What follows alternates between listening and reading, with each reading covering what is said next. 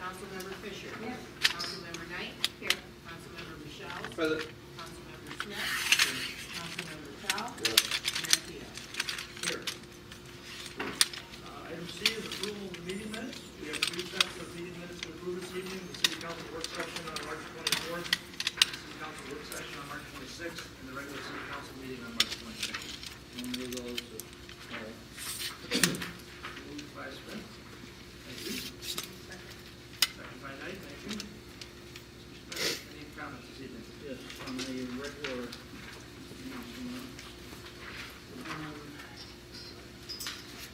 page 6, under Michelle's report, number 2, under the third bullet, the last sentence, the second following at Oxford, it just didn't read clearly. I think I should say, I will follow up on them after the close. You know, we got That's current. Or with it, or this wasn't real clear. could leave on them out and stuff with it, Yeah. Just something to clear that up. And then on page 8, L2, number 6. Before you go there, do you want to say, receive questions on what the tap fees are, how they were derived, and the history of tap fees, or something like that? Because that's essentially what it was. Yeah, I mean, that'd be fine. Just instead of or something, if they don't change it, let's change it to something.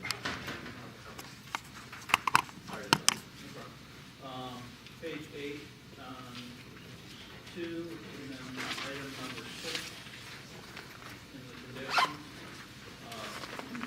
Maximum sleeping room occupancy shall not exceed 7 persons. That's incorrect. Maximum occupancy for the structure. that's what was changed. No, we changed to that. You're not gonna have allow 7 people in any one of those bedrooms. No. Total sleeping capacity. It doesn't say that. It says maximum sleeping room occupancy shall not exceed 7 persons. That's exactly how it was worded. Well, that's. It was, occupancy was taken out. Sleeping rooms is 3. Occupancy is associated with the number 7. Right. That was the clarification that was made for the motion. Right. See, number 5 is the maximum number of sleeping rooms shall not exceed 3, but the maximum people occupying the structure should be 7. But it was said that that doesn't count, it's only the number of people that are sleeping there though, because if you had a party and had 20 people there, you could have more, but they just couldn't sleep. So that was why I think the sleeping was added. So Yes. it could just be, It was, Change I the think it wording. was added because maximum occupancy only sounded like you could only have 7 people in the house. ever. Ever. Right. So that's exactly how the wording was, sleeping room occupancy. Well, That's I exactly don't, how. I think And it was we need to agreed on. reword that somehow because, Could you Yeah. change it to something about maximum occupancy, room occupancy for sleeping? 7. So we say only have 7 people, and that's it. But that's not. but see, it sounds like you're talking about a particular room and you don't want 7 Yeah, that- associated with just Well, one, each bedroom. They've got a problem here with words. Okay, Martha. Because, Mr. Smith, I think because it does not say maximum sleeping room occupancy shall not exceed 7 persons per room, it's the total occupancy, not per room.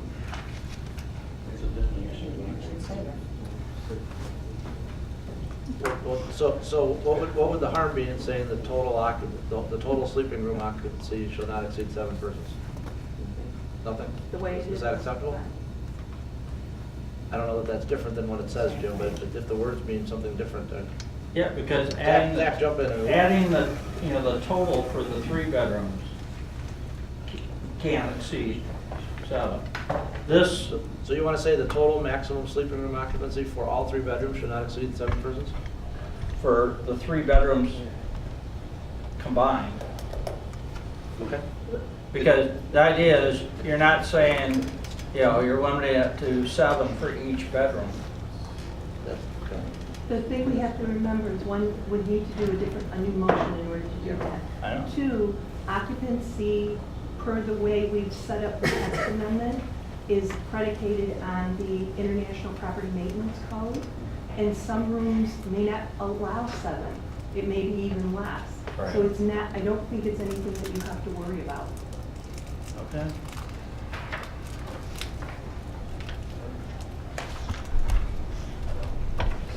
Thank you for the clarification. Anything else, Jim? No. Ms. Knight? Other council members, comments on the minutes or suggested changes? Okay, so we just have the one on, under I2 reports. Okay. Taking that as a friendly amendment from both of you. All those in favor of approving the meeting minutes with the correction signify by saying aye, please. Aye. Those opposed? Motion carries.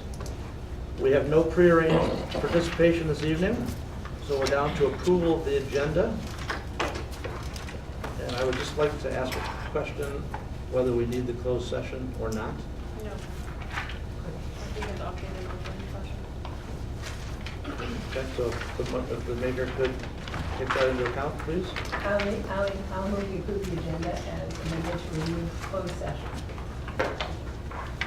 I would like to add some amendments to the agenda.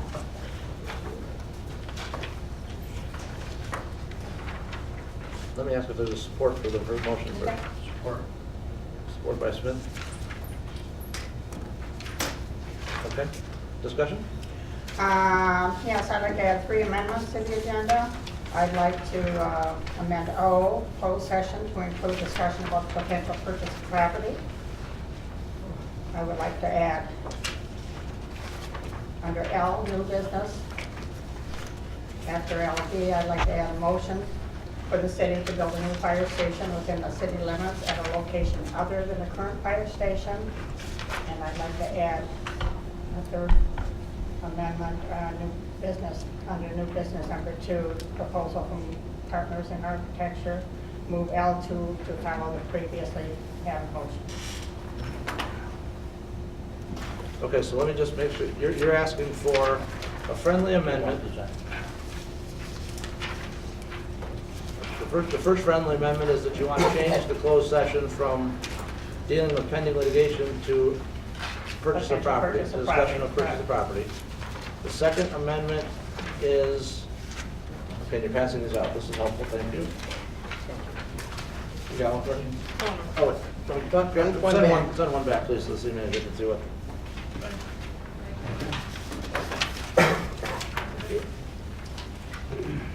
Everybody has one?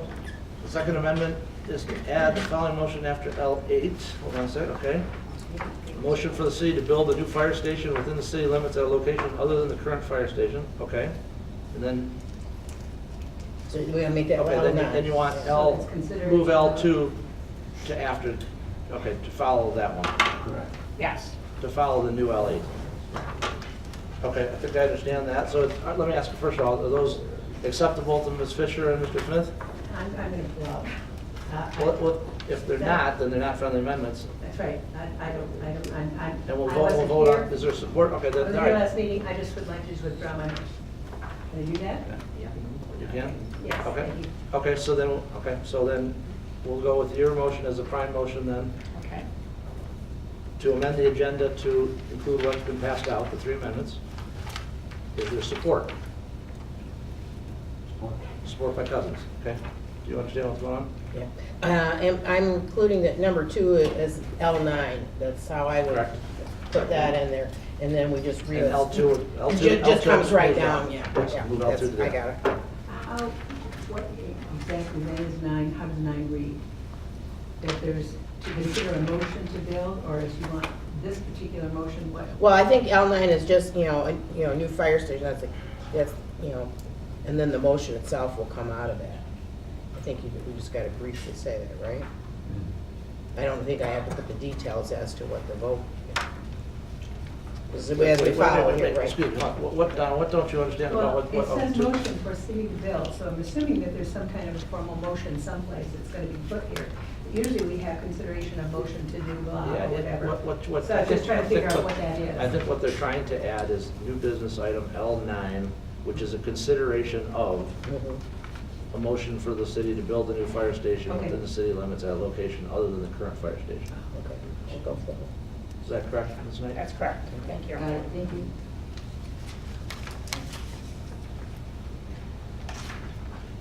Okay, does everybody understand? We have motion by Knight, second by Cousins, to amend the agenda to include these three items. Everybody clear on what we're doing? Any discussion on that? I'm going to just make the comment that this is a continuation of a game we've played before, which is to add something to the agenda late without it being in the public packet. It's happened before. I understand what's being added, but we should give the public the courtesy of having these things in the packet ahead of time when we're talking about something as significant as that. And council members continue to bring this forward in this manner, and I don't understand why. It's not courtesy to the public. So, anybody else have anything to say on this? Or should I call the vote to approve it?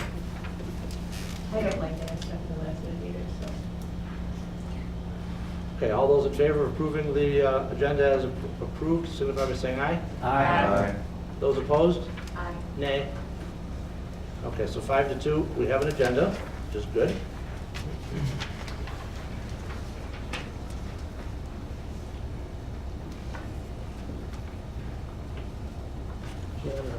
Okay. You can do it however, whatever your preference is. You can identify this one. Okay, we're down to item F, which is public hearings. We have a public hearing this evening on the topic of changing the city elections from odd years to even years. So I'd like to open the public hearing at 7:16? 7:13. 7:13. Thank you, Ms. Jones. Is there anyone in the public that would, or in the audience that would like to speak this evening in part of the public hearing? Please step to the podium if you would, please. Thank you for coming. You're welcome.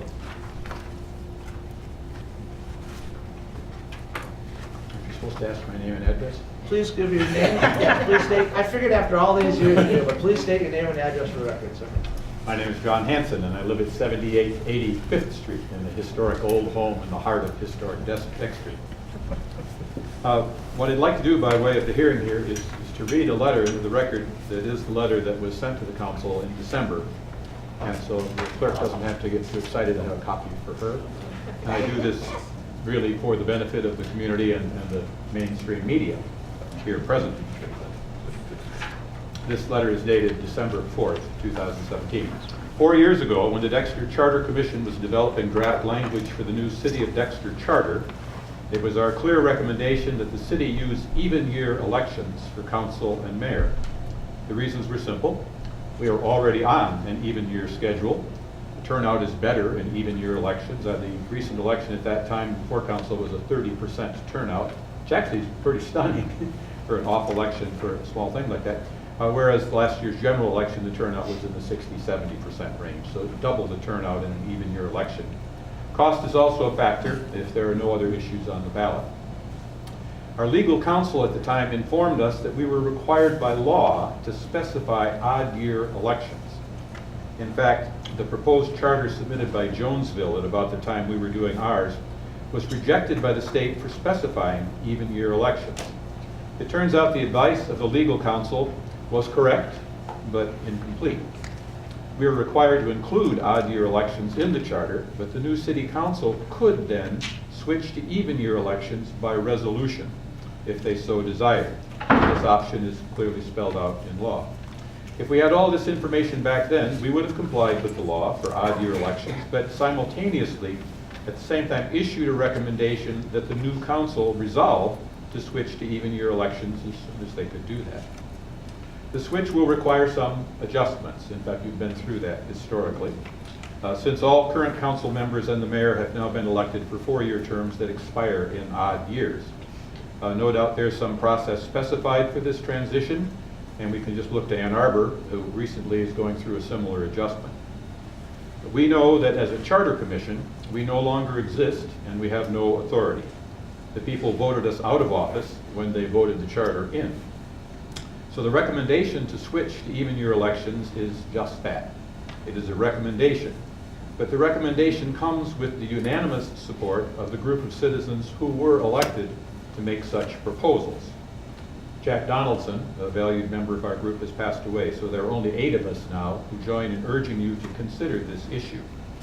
And the letter is signed by John Hanson as the former chairman and by the other survivors of the Charter Commission: Phil Arbor, Matt Kowalski, Phil Meckes, Mary Ellen Miller, Tom Phillips, Michael Rates, Jim Smith, and 3 of whom are here present this evening: Jim Smith and Phil Arbor and Michael Rates. Thank you for your consideration. Thank you, Mr. Hanson. Is there anyone in the audience who would like to speak this evening as part of the public hearing? Seeing none, we will close the public hearing at 7:17. 7:17. Thank you. And we have shown a council discussion on the agenda. Does council want this to be a formal action item at the next meeting? Does council still think it's a good idea? There was some, I think, positive sentiment as part of the previous discussions before we decided to have the public hearing, learning about the process. I'd just like to see it on, say, the next meeting's agenda. Is that okay with everybody? Okay. Well, if you can make that for next agenda, appreciate it. First meeting in May, or I'm sorry, second meeting in April, I'm ahead of myself. Okay. All good. Any further discussion on that, or can we move on to non-arranged? Okay, we're down to non-arranged participation. Is there anyone in the audience that would like to speak this evening? Any topic? Okay. There's another one at the end, if you stick around. Communications is up next. There were 2 communications in the packet, our upcoming meeting list and our sign calendar. Any comments or questions from council on those? Seeing none, we'll move down to our first report this evening from our Public Services Superintendent. Welcome, Dan. Good evening, council. How are you? I'm doing well. How about everybody else? Okay. In your packet, I have my two-week written report for water, wastewater, and Department of Public Works. Also, I have a couple updates on the new filter that's going in down to the treatment plant, and then work's going to be done this week on the generator, and then a meeting with NEPCO. So if you don't mind, I'd like to start with questions on my report, please. Mr. Tell? How are we doing with that test well that opened up there at NBD? You know, when they got the metal plate over it? Oh, we're still working through the process with They're the just help. waiting for the state to come and Still do waiting it. for the state? Yeah, so they need to do a test to see if there's anything, What was any it, reason to keep it 2 weeks open. ago? Yeah, Was but, it? I mean, it went on a list, you know, I mean, Oh, it could be yeah, for they're checking it a twice. while. Alrighty. No, plate's there for more than 10 years, it's historic, we have to leave it. So, 10 maybe. I hope No, it's not that long. Yeah, she thought it would be reasonable. I just walked across everything. Dan, you may have indicated this earlier. Where are we doing, we're planning to do tree removal? Tree removal, I saw that you took Gino around for tree removal pricing. I was off last week, so I wasn't part of that. I went on Okay. vacation, so I'm sure Courtney might be able to help a little bit. Well, Kurt always has trees that are dead that he removes every year, so I can't tell you exactly where all of them can't. are, unless Just Michelle can, but. A lot of them had to do with trees that we're replacing as part of our annual tree replacement program. Some of them were, there were a few others, a couple along the alley behind Grand Street.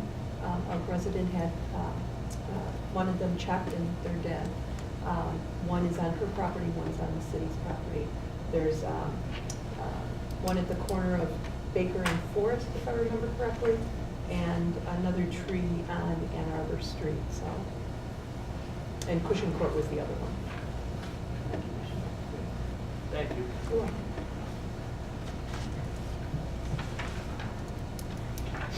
Other questions on Dan's report? Do you have any updates, Dan? Yes, last Thursday, Artesian and Pioneer came in and they started work on demo on the new filter, or the old filter, the 1977 filter down at the iron removal plant.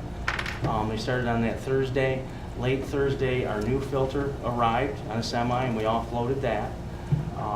And then that Friday, the next day, we had the Nelson tank come in. They're going to do our inspections through this process. And they inspected all of the welding and all the paint on the inside and the outside of the tank, and everything looks good. Over the next 3 weeks, we're hoping to have the old filter out, the new filter in, all the plumbing done, the media put in. But it's going to take, we're guessing, around three more weeks, a little over 3 weeks to get that done. After we get that done, we get the old filter out, we get the new filter in, the plumbing done, the media in, then we'll go ahead and we'll chlorinate it. And then we'll get 2 consecutive back T samples from the new filter, and we're hoping to put it back in service around April 30th. With this new filter arriving, we started flushing hydrants early this year, a lot earlier than we usually do. We got the majority of town done, but what we found was starting so early is it was cold in the mornings. We had to wait till 9, 10, 11 o'clock. The temperature got up high enough that when we were flushing on the roads, it didn't freeze immediately. So we ended up not getting Cedars or Westridge done, but we're looking at 2 or 3 days. So we're hoping by mid-May that we can get back out to Cedars after the new filter's up in service and running, and get back out and finish up hydrants then. Any questions? None from the council? Thank you very much. The backup generator on Ryan Drive, Gentech's gonna be coming in Wednesday, Thursday this week, working on making the repairs there. We're hoping Friday to have that back in service. Great, that's great. And also, I scheduled a meeting with NEPCO, with Mr. Grant, to go over the new permit that we had given him, and also go over the sampling procedures that we have NEPCO doing. And that'll be Thursday about 9:30. And also attached to that now, they want to put a new piece of equipment in their pretreatment, solid separator, so we'll also be going over that after the meeting about the permit and the sampling. Any questions? All set, anything else? Nope. Thank you very much. Very good, thank you for your report. Next up this evening is our Community Development Manager. Good evening, Michelle.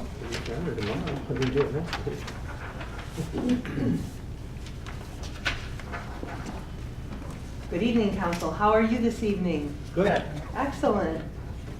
So you've got my report in front of you, and before I go into the updates, do you have any questions, or is there anything that you want to talk about on my report?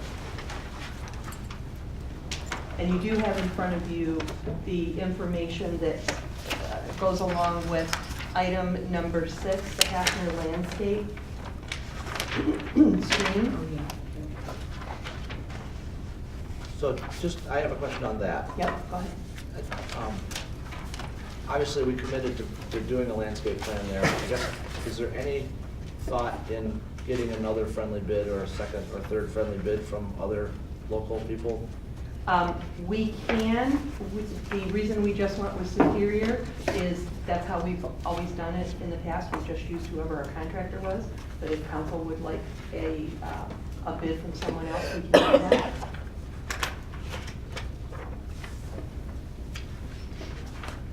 Well, we've used that for tree removal in the right of way, not necessarily for creating landscape beds, right? Well, anytime we have any additional planting, but you're right, we haven't done landscape beds that I'm aware of in my tenure here. But we have, when we were using Ann Arbor landscaping. I mean, this may very well be the best price, I don't know. Right, no, I understand. Just asking. I understand. Sorry, Ms. Fisher?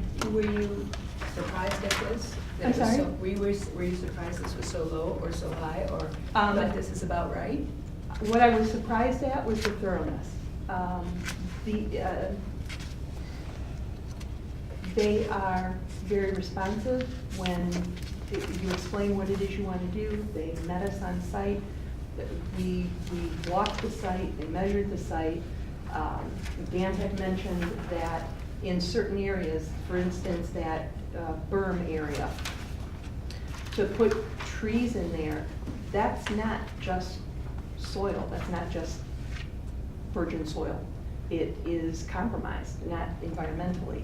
It's compromised with millings and, what was the other thing? Well, not only that, up farther was the old DPW road, so it's all limestone, gravel, and millings. Right. You know, so. So there's a certain amount of preparation that has to So a be little done. bit out of the ordinary. It is out of the ordinary. It's not just, digging a hole and putting in a tree And this or a is us shrub. saying that we believe that we need to make this steps, we think this is the responsible thing to do. In order to ensure meet our that the agreement. trees will survive and the life To safety meet will our agreement with that. Yes. Okay.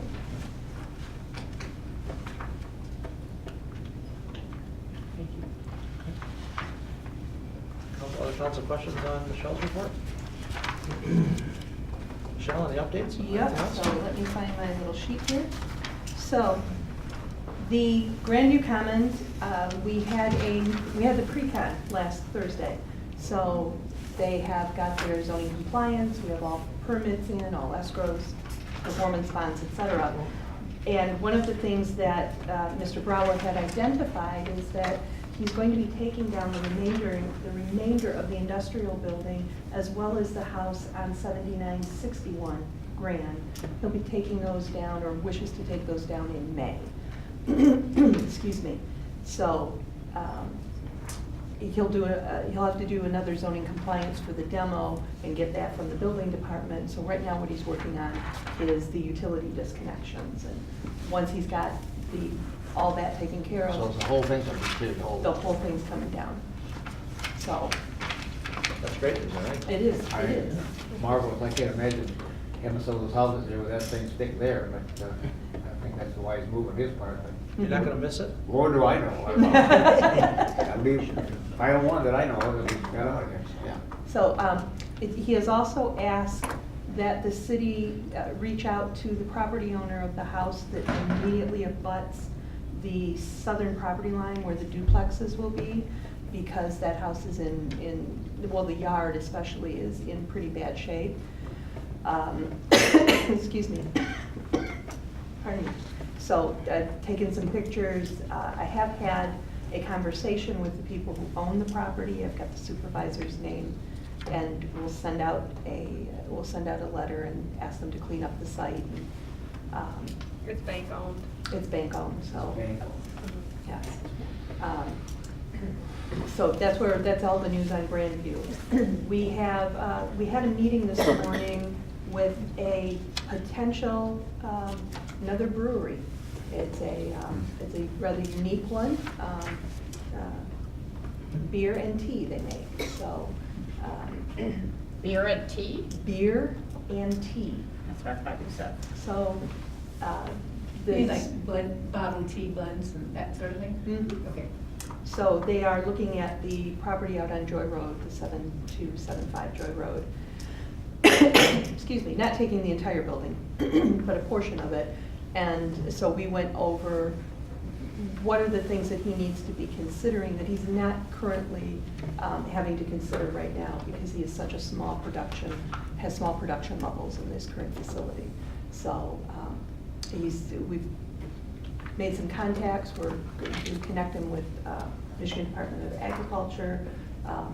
The key to note in this one may be a little bit easier for the business, because that particular location is eligible for MDARD and USDA assistance, whereas our industrial park was not. So we'll keep our fingers crossed and see what happens. You have an estimate of a biosolids going to be? No, we talked with him about That's going to be my number one sampling. thing. I don't Yep. really care about anything else. Yep, it'll be, they have to do sampling. If I can't bring it into my system, why would I? Absolutely, and we can't make any, We and recorded a meeting about F&B, we had a representative from F&B there. I mean, I don't want to build their, Sanitary survey float their first. boat and then tell them, hey. Sanitary survey first, and then we go into the sampling and see what they got. You know, what- So they're pretty small right now, they're looking to Very double, small. triple, quadruple expansion in the next 10 years? possibly 2,000 barrels in the first year, then 4,000, and then after that, quite a big expansion. They're talking So they would about- be eligible for Cambrian system also? Depending on what their waste stream is, they may have to do something like that. I think they need to be aware of that, maybe Oh, we even made put it in them their aware of that. CIP. We made Yeah, them aware we of made them everything that aware. we've learned over the past, We've learned a lot. Yes, we to have. the letter. Yes. All right. It was Okay. eye-opening at some points. Is that the old Thompson Shore building? Yep. And that's it. Unless there's anything else you have a question for me. Council questions? All set, thank you, Michelle. Oh, enjoy your handouts from the Smart Cities Symposium. It was That's this year? amazing. Yes. They will be providing the PowerPoint, and I would like to arrange that you see them, at least one of them, the demographics one. It literally was jaw-dropping. I sat there through the whole thing, just the information that came out of it was Is this a unbelievable. projection for the future? Not so much a projection for a future, but giving you a quick snippet in time of what, how can I put it? What things were like X number of years ago and where we are today. And one of the ones that sticks out in my mind is the year in which Facebook started and how many users they had, which was 50,000, I think it was the number, and what their users are now. I hear they're falling. Well, that could be, discounting what's going on presently, but they're in the billions, and when added all together, they would constitute, the population of people using it would constitute the third largest country in the world. I'm just wondering if they had any foresight into the future of alternative transportation. That was what this whole symposium was about. Am I wasting my time building parking lots when in 30 years from now, everybody's just gonna get on It's still, jets and that's still a good, elevators? it's a good question, and the answers aren't done yet. But it was enlightening. I hate building parking lots, Paul. That Your employer doesn't. by Just my employer. 2025, I'll have to remember the timeline. By 2025, you could start to see the autonomous vehicles. Before that, by 2020 to 2022 is your connected vehicles. That's the thing that's going to be the key for us, is that connected vehicle infrastructure, because it's not only going to be needed in the short term, it will be needed in the long term. So I'll have more information as it goes on. Okay? Thank you. Enjoy your books. Thank you. Okay, I think we're down to city manager report. Plant-wise is the company that does our invasive species control in Mill Creek Park, and they wanted to do a small controlled burn in the rain gardens this year. They said it would be good for all the plant life to kind of rejuvenate it and kill off the stuff that shouldn't be there. So it's obviously very small areas, so I think we're gonna let them try that in the next couple weeks.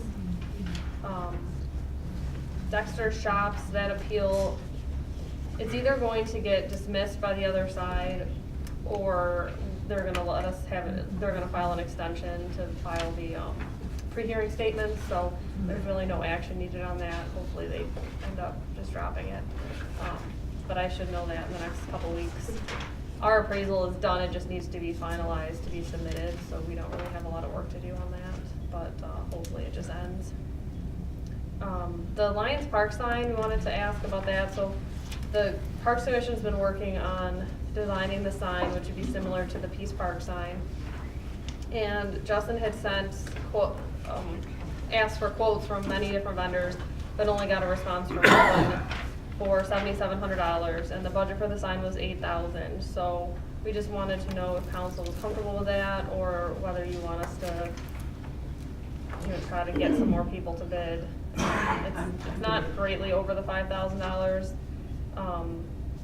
And we have quite a few sign companies, but it is more of a decorative, it's that like block, it's not just a sign, right? It's more of a landscaping element. So if council's comfortable with that, we can put that on the next agenda for approval. That's fine. I'd just like to see the plan or where it's going to go. Yeah, he has all that. I just didn't put everything in here because it's not the item, but it's going like basically, what would you say, Justin, like right in front of the gazebo? Yeah, it would be adjacent to the gazebo, facing the corner of Edison and Ann Arbor. And Justin met with the Lions about it and Parks Commission, and so. And he has a rendering.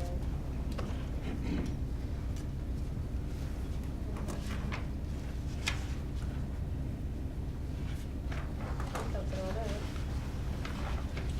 Any feedback on the, Mr. Michelle? I had a question on the, Hold on one second. on the signal timing. My understanding was that the left turn from Ann Arbor onto Baker was going to be allowed for unprotected turns. Right, so that's a phase 2 because we have to change the signal. Okay. So this was the only cost was the actual timing change, and then phase 2 would be the actual signal change. All right. We need the flashing yellow arrow signal. Thank you. Mr. Smith? it was just asking if there was any feedback from anybody. Yeah, I haven't heard anything specifically. My wife has noticed that it takes longer to cross Ann Arbor now as a pedestrian. Right, and that's true. It takes 30 seconds longer, or we have to wait 30 seconds more. If you wait at the intersection, it takes 30 seconds. If you go away from the intersection, And just cross wherever, yeah. We don't encourage that. I'm not saying, I'm just saying. Right. Which is your wife commenting on, at the intersection? Mhm. Other questions for, or any other questions for Courtney, or any other updates? Okay. Okay, want to move on to my report? We had considerable discussion on fire station at our March 26th workshop, and the discussion was centered on the idea of moving the station to, potentially moving the station to a site on Dexter Ann Arbor Road, commonly called the MAV property, for those of you in the audience, across from Mill Creek Middle School. And while we don't make any decisions at the workshop, one of the things we asked staff to do was to go back and get a proposal from Partners in Architecture, who's been our consultant working with us on our facilities and options, to provide an option and an updated cost estimate for what a fire station and a police substation would look like in combination on that property. And that's in the packet tonight. That's the item that was L2 that is now going to follow L9. So thank you for bringing that back, Courtney, and getting that on the agenda. But I have to say that and we have a full board here, Ms. Fisher wasn't at the workshop, moving that station down on Dexter Ann Arbor Road, I don't think is a good idea. We are a regional fire department that supports not only our own residents, but that fire department supports 2 other townships, Dexter Township and Webster Township. And you guys can all do this Google exercise yourself. Pick an address and have it go from the current fire station location to that address in Webster Township or Dexter Township, or have it go from the proposed discussion point on Dexter Ann Arbor Road, and it increases the response times. Let me repeat that. It increases the response times to approximately 850 runs, if you will, of the 1,100 in the DAFD service area. The route, when I asked at the workshop, what route would you take to get to Mass Road from there? The chief responded by saying Inverness, at Dexter Ann Arbor Road, to Inverness to 2nd. Okay, now, that may not be the most direct route. Maybe it's Hudson to 3rd, maybe it's Hudson to 4th, maybe it's Edison to 4th, Edison to 2nd. Okay, I didn't drive them all, I didn't measure them all. But none of those routes are good. If you drive them and look at them, the turning radiuses, those intersections are congested. Every one of them coming off of Dexter Ann Arbor Road through those residential subdivisions, or that residential subdivision, commonly the original village, I can't see why that's a good choice. Those streets were not set up for fire trucks to be as primary routes. The majority of the route is downhill. Okay, and anybody who's talked to a firefighter knows that when you're trying to race in a fire truck, full or unfull, loaded or not, the combination of speed, downhill, and braking, and then having to turn sharply, tightly, is not a good combination. And I'm really concerned. The comment was also made by the fire chief at the last meeting that this is going to put the city's fire station closer to where most of our runs are. And that's incorrect. Now, I don't have that data to show you tonight, but at our next workshop, which will be next meeting, before next council meeting, which is what we talked about at the last meeting, the data shows that there aren't a large amount of runs in that part of the city. Now, I suppose that could change from year to year. Nobody can predict where the runs are. But one thing is for sure. We've had 1,000 runs from our district, in our district, for the last 3, 4, 5 years. And 700 of them, I'm not trying to embellish the number, more than 2/3 of them, you're gonna have to go through the city to get to. It's just not a smart choice. There may be better choices other than where it is. And the motion on the table tonight that's been added talks about building a fire station within the city limits at a location other than the current station. Generically, that could be fine. It could be fine generically. But if we're gonna get specific on this, okay, the other part of this addition is a closed session to include discussion of potential purchase of property. There's been no discussion about purchasing property or interest in that yet. Okay, and just while I'm on my soapbox, the proper way for adding stuff to the agenda so that the citizens understand what it is, we have a rule, a council rule for this. You submit it to the city manager by Monday before 5, the week prior to the council meeting. Okay, we have a rule. We've talked about it. We've all voted on it. We all agreed to it. I get that there's times when we have to add stuff to the agenda, but we have a pattern on this topic of adding stuff late. I would appreciate it if you would think about that and try not to do that. So back to my mayor's report. I wrote so that all of you could read my thoughts. Okay, moving the fire station from its current location to the Dexter Road site is not in the best interest of the DAFD. And we're a partner in that. And I'd like to ask all of you to remember that as we go forward in the discussions of these things.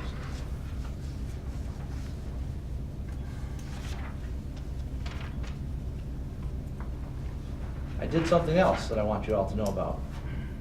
I shared these comments with Jeff Harshey, who's the owner of the MAV site. Okay, and I told them that it isn't in the best interest of the city to have a fire station there. The city needs that property in the DDA to be on the tax rolls for commercial development. That's what it was set up for, it was zoned for, it was intended for. So I've kept him abreast of the fact that we've been talking about facility improvements this year 3 times. And generally, maybe not the first 2, but the last 2. But I've communicated to him that I don't think it's in his best interest, and the data would show that. And he thanked me for the call. So I want to be out in front and let you guys all know. Everything we've talked about has been in the public record, so there's no issue with me doing that. But we're heading, if all of this is pushing towards that site on Dexter Harbor Road, I think we're making a bad decision. And I just wanted to share my thoughts with everybody. If anybody has any questions, I'm happy to entertain discussion on this, but nobody can deny that it's gonna add response times. And when we're providing a service that's based upon response, we're looking in the wrong spot.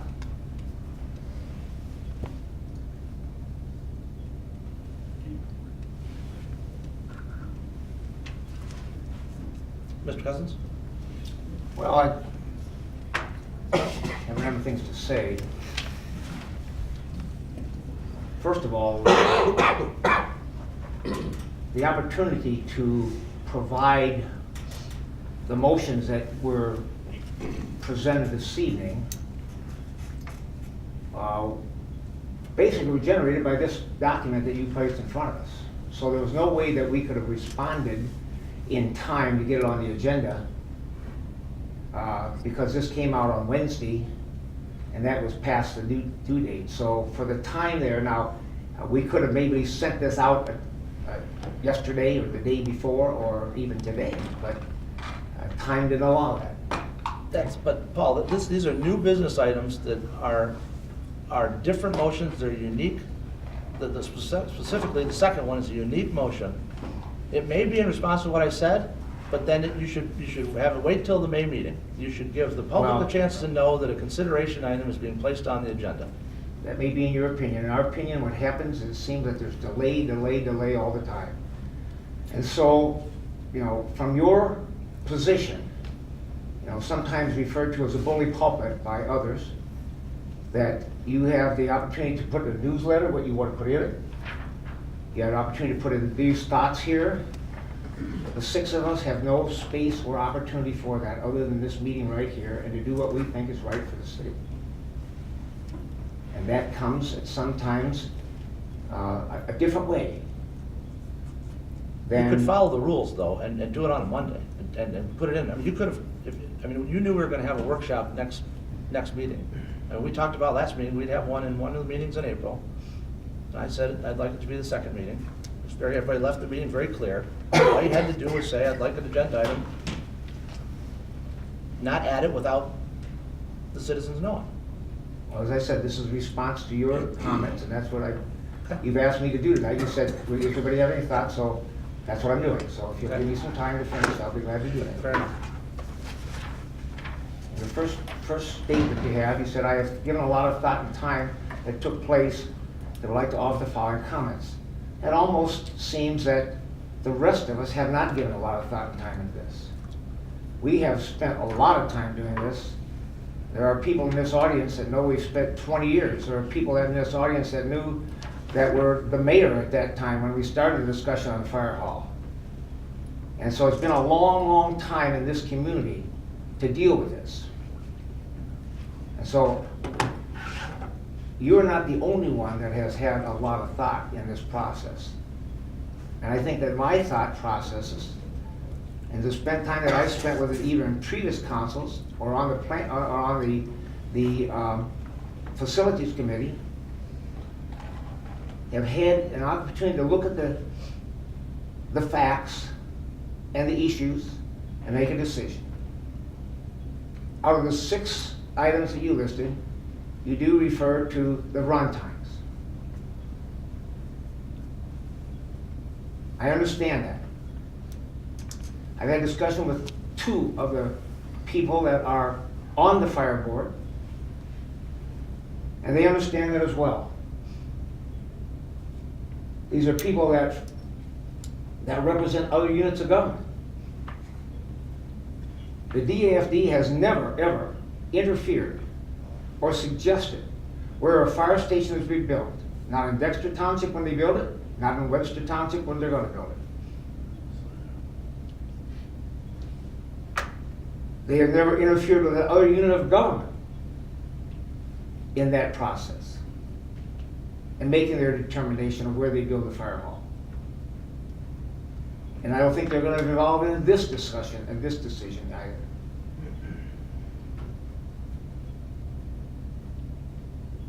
You represent the citizens of the city of Dexter.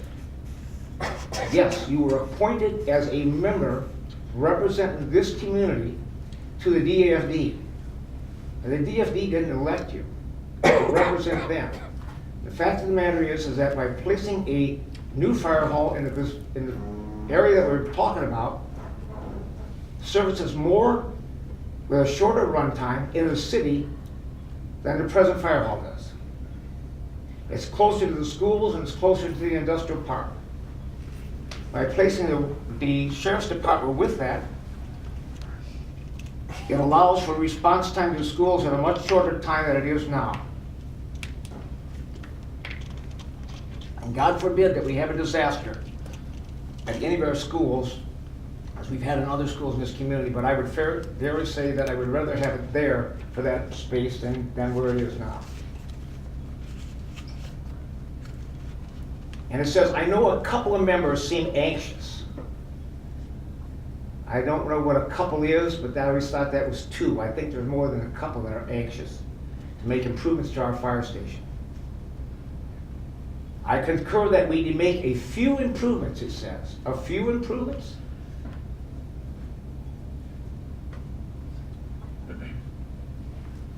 A few improvements. I disagree with you. We need to find a new space. The site is inadequate what we have. The chief has indicated that. I respect his opinion. I respect the other members of the other units of government by not interfering in our business of where we place our fire station.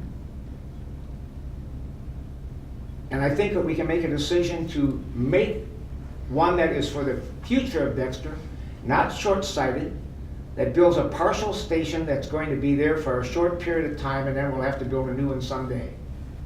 And where that is in the city of Dexter, Lord forbid, I don't know. There's one site right now that seems to be a premium, and that is the one on Mav, property there. Or if we don't like that one, we can go back to Dan Hoy Road. We own that property. That's equally as bad. It's worse in your runtime. I get that. And it may be worse in other areas there. And the only caveat I ever got from any of the other DFD members I talked to was that you can build it anywhere except Dan Hoy. I don't care where you build it. And I think we backed off of Dan Hoy.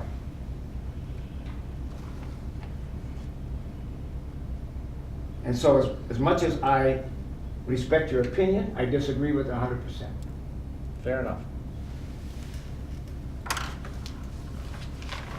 So we have some, are there any other comments on that portion of my report?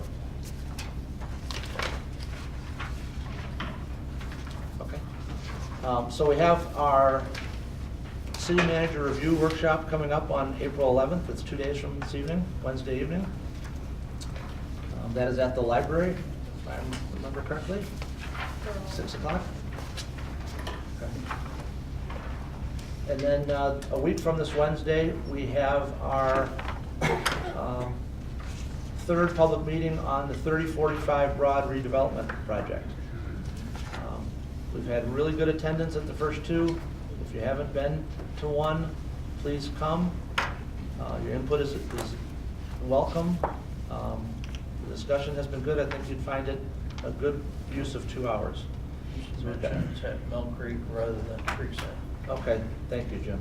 Mill Creek this time, 6 o'clock to 8 o'clock. I think we've made it a half hour long. The one down Okay. there across from the map site. One of those across from the map site.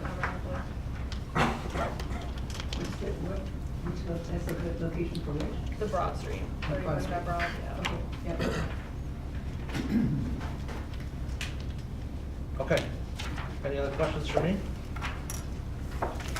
We will move on to summary of bills and payroll. I'm sorry, consent agenda, which includes the summary for consideration of bills and payroll. I move we approve the one item listed on the consent agenda, bills and payroll in the amount of $229,276.70. Motion by Fisher? Second. Second by Smith.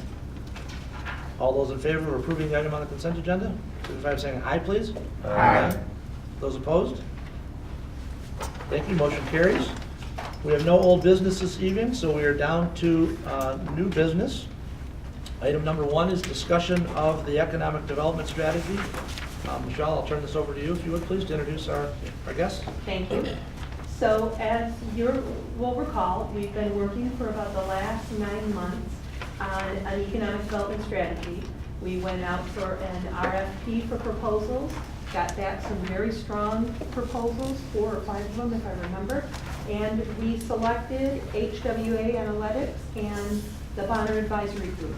And Luke Hill from HWA Analytics and Luke Bonner from the Bonner Advisory Group are here tonight to give you a quick 10-minute presentation on the strategy. You've got a full copy in your packet and a small handout of the information they're going to go over tonight. So I'll stop talking and give them the chance to make their presentation to you.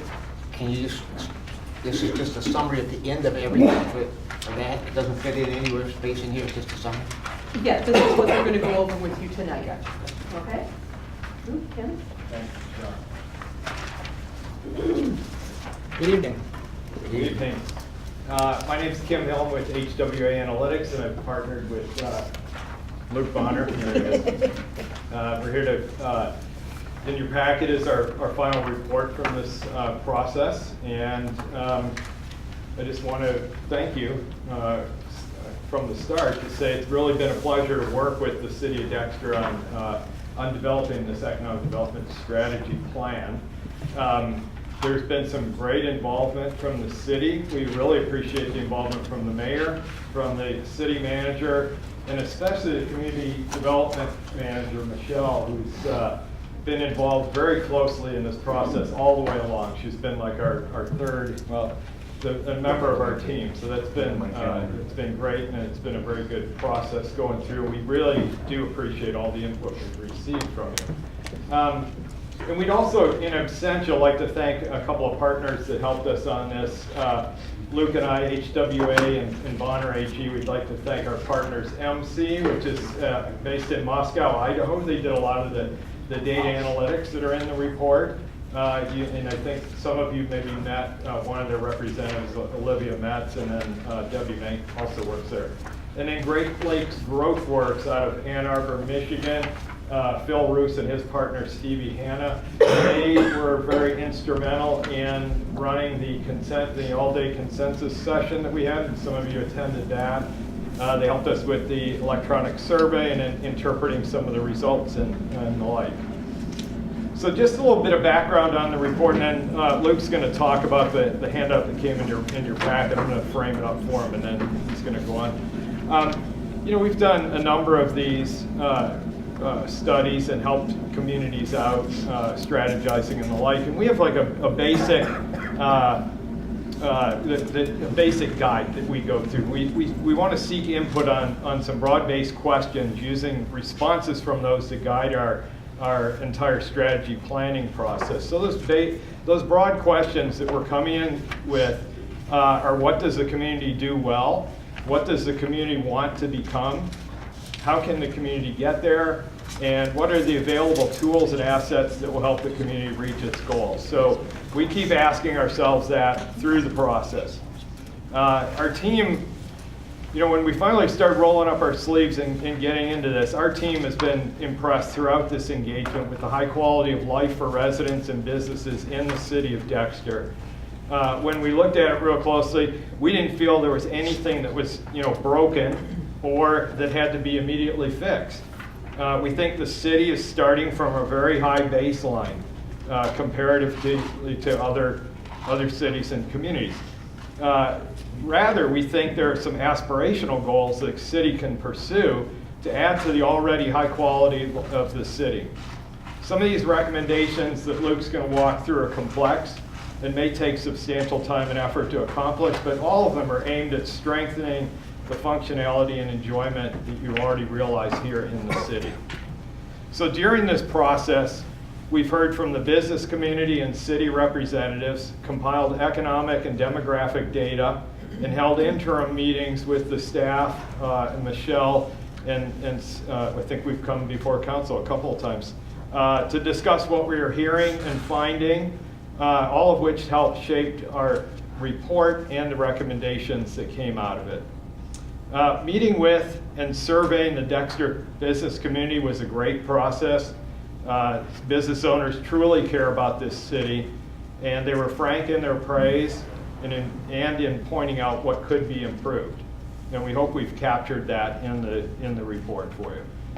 The city of Dexter, so what we found, the city of Dexter appears to attract young families, is home to many highly educated people with higher than average income levels.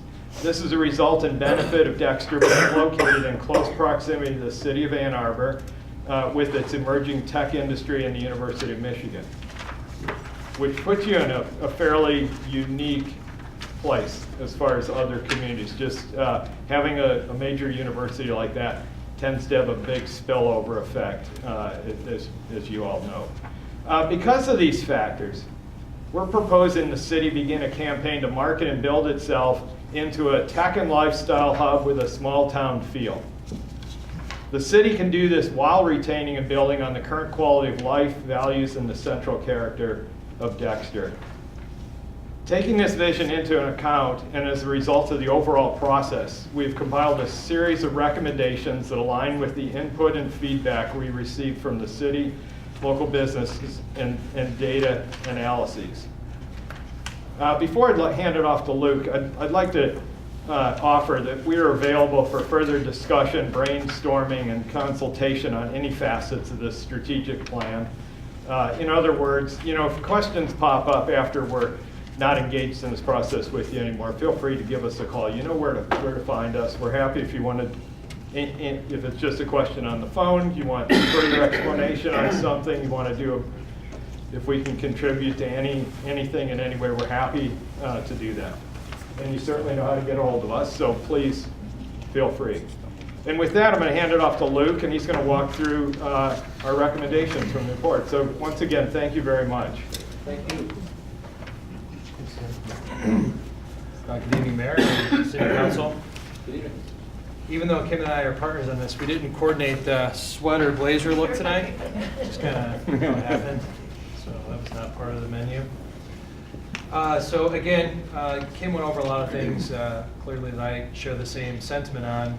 I think what was coming out to be pretty clear was that everyone generally likes what the city of Dexter has to offer, right? Great amenities, quality of life, recreation, solid business community, great downtown, great lifestyle type of businesses. So this was more of how do we sort of connect the tissue here on all of these different things to make it stronger?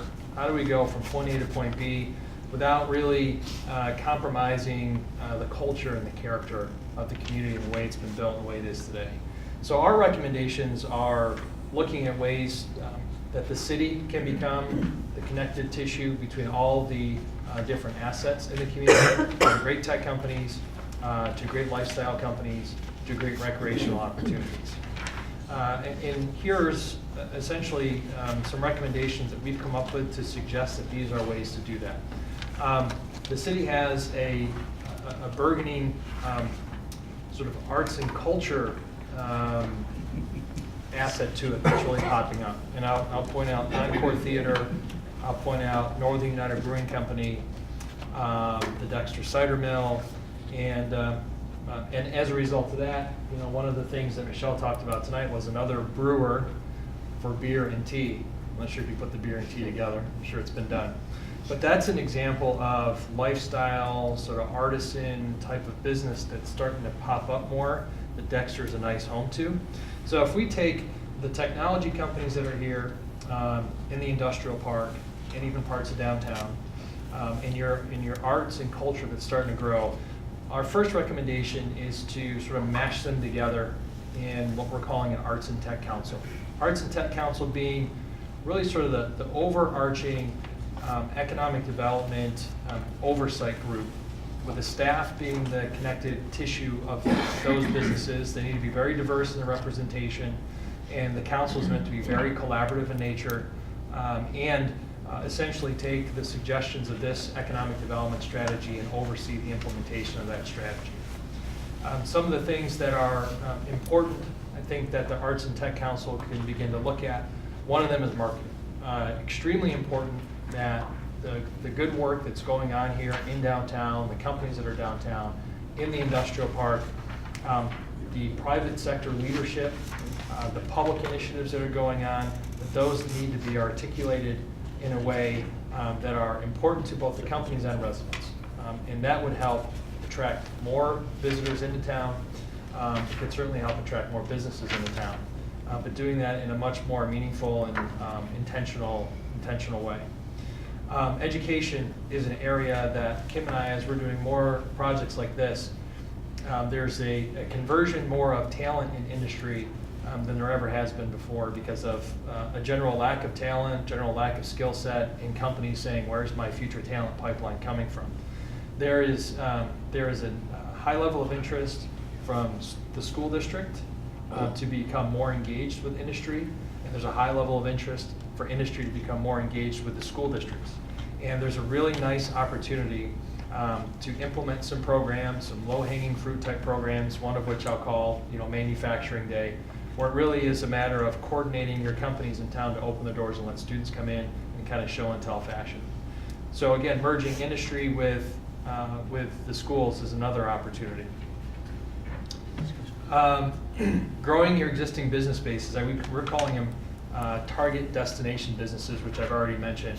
Encore Theater, Northern United Brewing Company, Dexter Cider Mill, all of which bring people in from outside of the city of Dexter city limits. So one way, clearly, to grow both the city and its tax base and the existing companies is by having more people coming in from out of town and spending their money within the city. We also think that there's a handful of companies that are continuing to grow, obviously accommodating their growth as much as possible, similar to what you have in the past. We think that one suggestion is having a dedicated economic development manager. Michelle, in her community development director position, what we call wearing a lot of hats and managing a lot of projects. The one thing that an economic development manager does is focus on business every single day, live, sleep, breathe business, on the ground, solving problems every day. And that, I think, would be a major benefit to both the business community, but also the city as well. For somebody that's getting involved, that's translating the issues, that's helping and bringing support to companies as they continue to grow and expand. Another point that we would like to make is what we're calling more of like fact versus fiction on infrastructure. So based on what we saw in both surveying and communications, there's a lot of myths, I guess, a lot of rumors, a lot of misinformation on the side of the business community of what the actual infrastructure opportunities are. That goes from everything from water to fiber connectivity. That there are some things that are in place that maybe aren't being communicated as well to the business community, but then there are also opportunities to grow and rectify some of these infrastructure issues. So focusing in on that, and that's more of a direct dialogue between utility companies, including the city, directly to business. Can you give me an example of that? That our businesses are unaware of? Yeah, well, it's like fiber, for example. So one of the things that we're uncovering, Comcast has made a fiber expansion, but then some of the businesses say, well, it's not really the high quality fiber that I need. It's only partial fiber, so it's not all the way there that it really should be. So if that's a business subscribing to Comcast and sort of getting what they get and think that that's all they have, and Comcast saying, well, no, it's actually more than that, and there's a divide in the communication between what is actually available and what's being presented as available versus what the companies think that they have or think that they should have access to. We do know there are gaps in fiber. For example, in downtown, there's one business that has paid for his own fiber connection to help boost his business. So that's an example of there's a gap in infrastructure. So how do you actually solve that gap versus is there infrastructure and what's really available and how do we either improve upon it or make sure the business community knows that it's available, if that makes sense. I just want to make sure that everybody that knows what's available to them. Right. Not that, I can't believe that we wouldn't notify all business interests that what was available to them.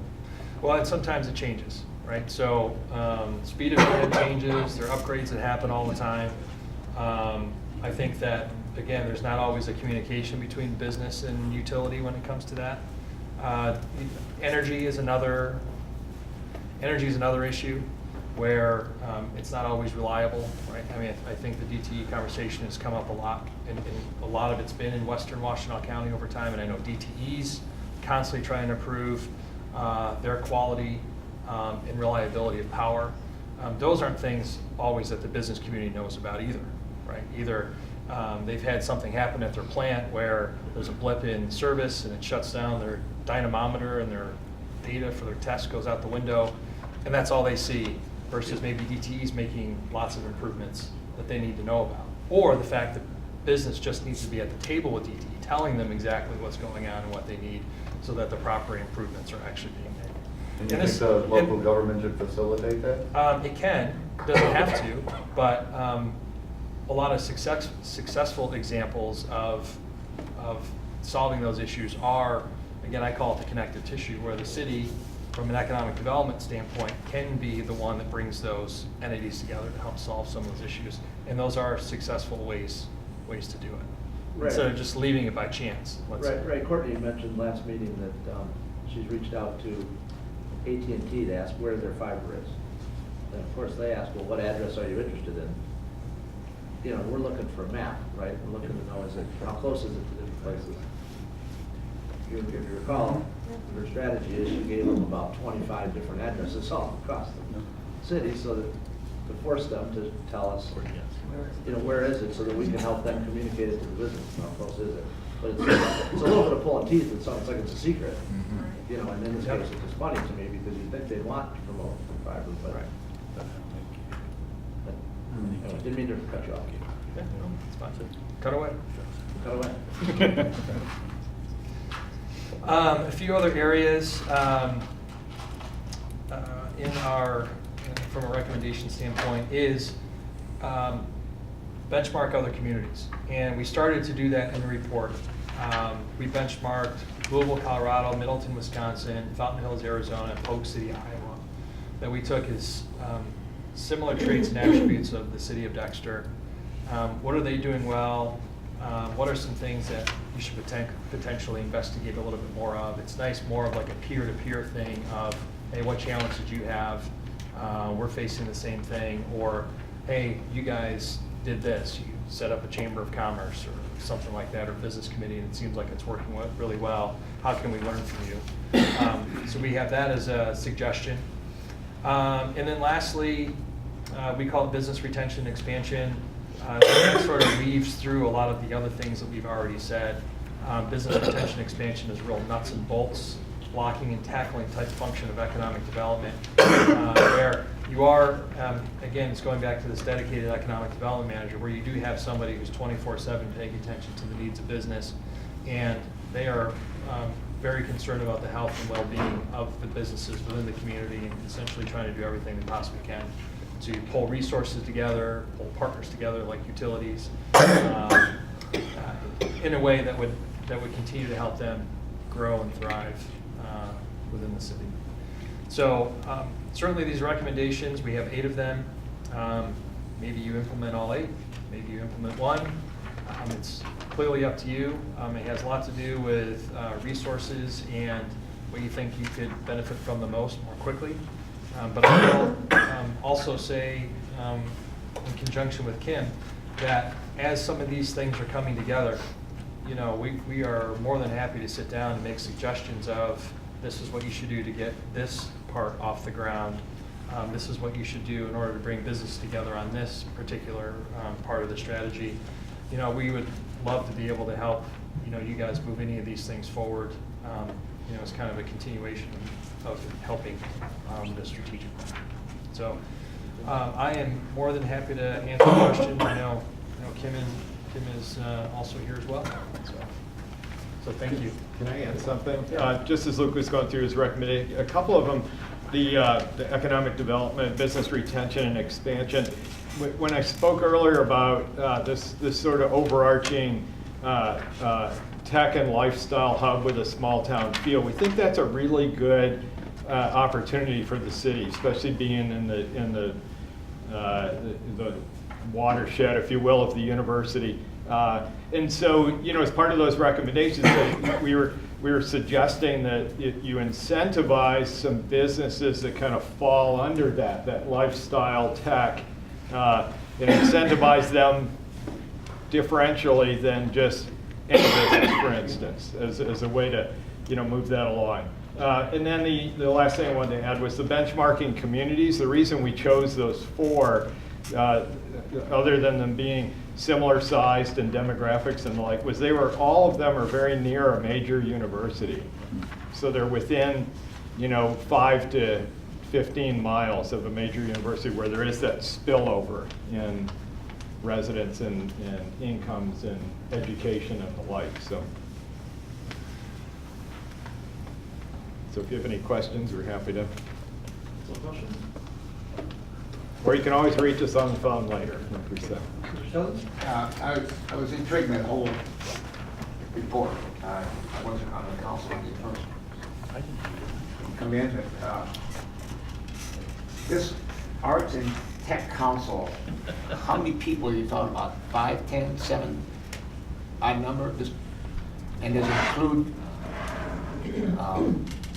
people that are in each one of those areas to be on it? Is the council appointed? Is that the philosophy behind it? I mean, I would have assumed that. But. There's no rule of thumb Okay. to the number of people that a good council makes up, only that it's well representative of that sort of diversity of companies that you have within the community. Okay. And the branding process, a consistent branding message, we've never had that in this community. We're one of the few communities in Washington County that doesn't have one. Yeah. Okay, almost all the rest of them do. Sure. I reflect back, we had a hard time even when we decided on a logo once. We finally decided not to fight anymore and not have, one, just the one that we use for the gazebo, okay? But even, and then a branding process that never came about either. So, do you really think that's a really important thing to have a branding message for a community? Yeah, I do. I think so, Absolutely. very much. I always say, and I don't know who to attribute this to, I might even be just making this up, but if you're not defining yourself, somebody else is. And it was very clear from the business community that they all feel like something very special is going on here that nobody else knows about. And that is, the types of businesses that you have here, the type of quality of life that you offer to your residents, recreational amenities, even the type of business you have, environment that you have for the tech companies that are here that have grown very nicely and expanded. That message, I think, for the benefit of both the city and the businesses that are here, only help. They only help draw attention to the community. They only help potentially draw more business investment, more residential growth, more visitors. And without that story being told, then you're either perceived as this or somebody doesn't know at all.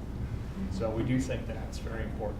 Yeah, a good brand would be, you'd have something, somebody would say, where are you from or who do you represent if you're traveling on behalf of the city? And you say, from Dexter, they go, where's that? Tell me about it. And so you've got your little tagline. So we took a stab at it, that tech and lifestyle hub with a small town feel. And somebody says, well, tell me more. That sounds intriguing. That sounds like a great place. So Luke said it best. If you're not defining yourself, somebody else is. And another question about the person that you did, this economic development manager, is I guess the first question is, those other 4 communities that you've identified, do they all have one? I don't know if they do. Or do they have That's the same question So- so part-time? Yeah, but this one we specifically, instead of like looking outside and say, what does everybody else do? We just felt like, the workload and the separation, I think Luke was trying to be real clear that the economic development manager is like the sort of the point person for any business that's coming in and saying, I've got this idea, I want to expand or I want to do something like this. And then that person would be working with you folks at the city to say, to sort of represent that business's best interest, Unless if it's something you want to have in the city, then that person's kind of taking the lead on it, working with the business, talking to them, constantly, trying to work things out, and then being that interface between the city and saying, well, there's these regulations or there's these issues that are in the way. Let's sit down and have a discussion with everybody. So Yeah, there's, so I served as a full-time economic development manager for the city of Taylor and the city of Sterling Heights from 2000 to 2011, between the two.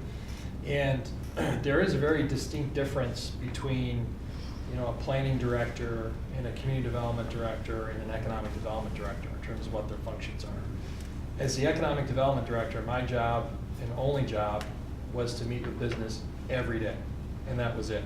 It was making sure that we're meeting with every business in the community, making sure that we were well established with the real estate brokerage community, with the real estate development community, that we were talking to businesses about coming into the community, that we were carrying that marketing message, and that was like every single day. Not one day a week, but 6 days a week, and at nights and weekends. And we only make that recommendation based on kind of where the conversation was coming from, that there is a lot of opportunity amongst the business community to be a little bit tighter, pulled tighter together. There is these opportunities that we're laying out, but it's that person that has to be devoted to that every single day that kind of helps make that stuff happen, if that makes sense. I could never do what Michelle does, for example. Just not, that's not part of the skill set that I have. I was intrigued that you picked United beer company and Encore. I support both of those. I like beer and I like music and things like that. Another one would be coming in, would be good. I think maybe I have one more quick question back here. Let me just check to see here.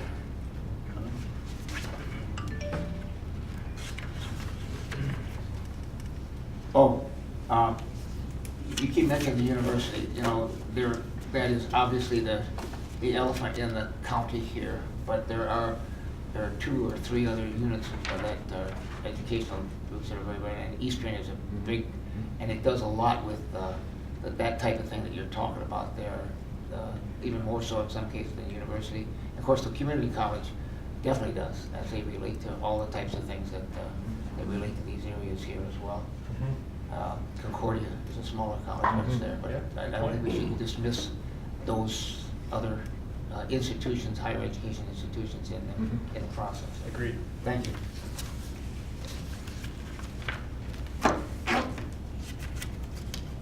Out of curiosity, how much would an economic development manager run a city of Dexter?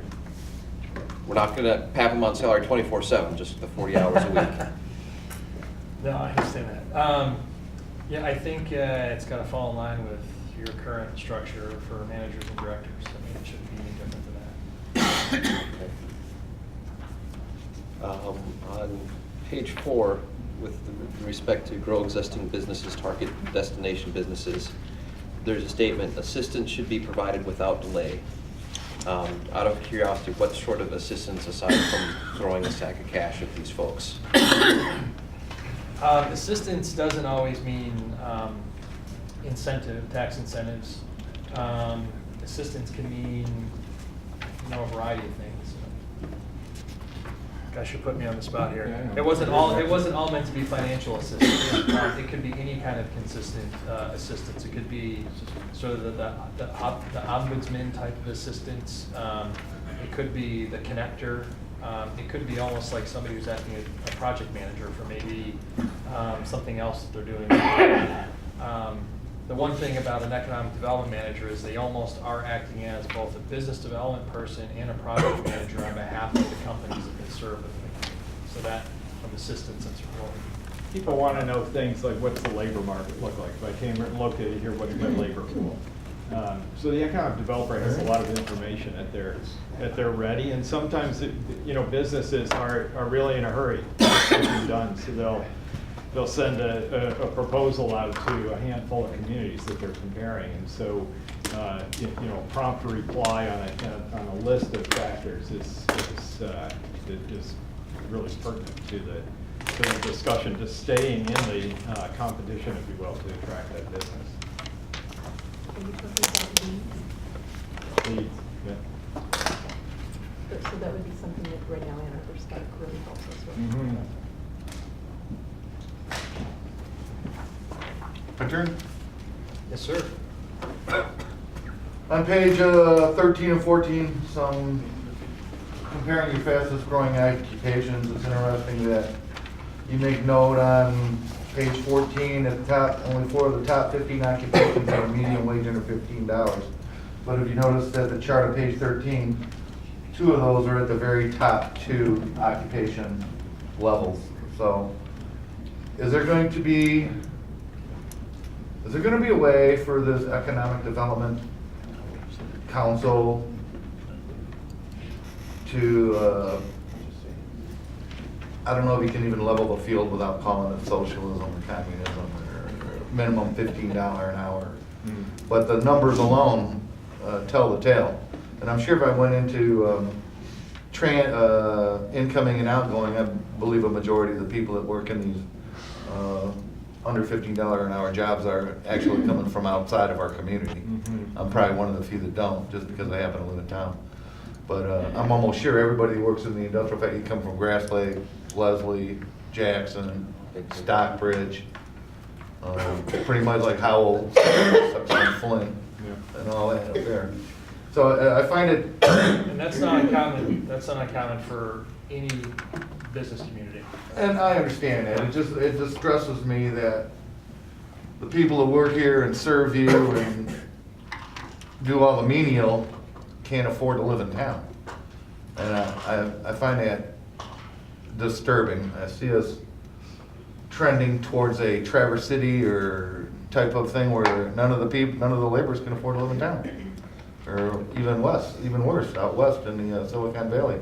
I'm sure that's an extreme position, but at the same time, I don't want subsidized housing based on percentage of this and that either, like Ann Arbor. That's a big old mess. So I'm looking for some kind of recognition, or I'm not sure what I'm looking for. Looking to have the little old lady who lived here her whole life and had her pension cut and is making $800 a month on her Social Security. I don't want to see her kicked out, you know. But at the same time, her property's too old to let her sit there, or is it? I don't know. So I don't know if any of this economic stuff can blend in with my concerns there. Maybe it's a pipe dream. Well, I think it can. I mean, it's up to you and the council here to keep raising those issues. What we did in here was give you data that's not really glossing over the obvious. But you say that's typical in most areas where there's a lot of industry, most of the, where the higher quality of life is the people that work are actually brought in from the outside area, or? Yeah, I mean, it'll all look different, but in general, communities have people coming in to work from all over the place. I mean, depending on where you're actually located in the state, people could be driving as far as 50 miles for a job within sort of a job center.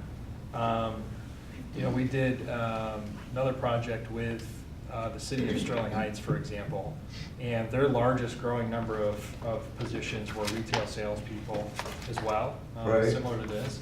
And you talk to Smart and the Smart bus system, and they say, you know, the largest amount of riders we have are retail workers that are coming from outside of Sterling Heights, you know, 25 miles, and they're hopping on multiple, you know, Smart buses to get up to Sterling Heights to work. And on the flip side of that, also, one of the other biggest job segments that's growing are engineers. And then also is another large population of people that are actually commuting into the city of Sterling Heights every day to work from up to 30, 40 miles away. So it happens. I mean, every community has a workforce that comes in a lot. But we did see, though, is that Dexter actually has a pretty decent sized workforce that actually lives here. Go out. But work here too. I mean, it was actually pretty interesting. Do you have a percentage of how many residents live in town and actually work in town? 630. One of these pages. Percentage? Off the top of my head. Page 55, 630. There we go. Out of, Live here and work here. out of how many? 2,000? Out of 4,600. So let me do some math. What page was it? 65. 7%. What page? Page 16 of the. Oh, 16. Sorry. Oh, Yeah, it can't be a 65. Well, you never know. PDF is remote.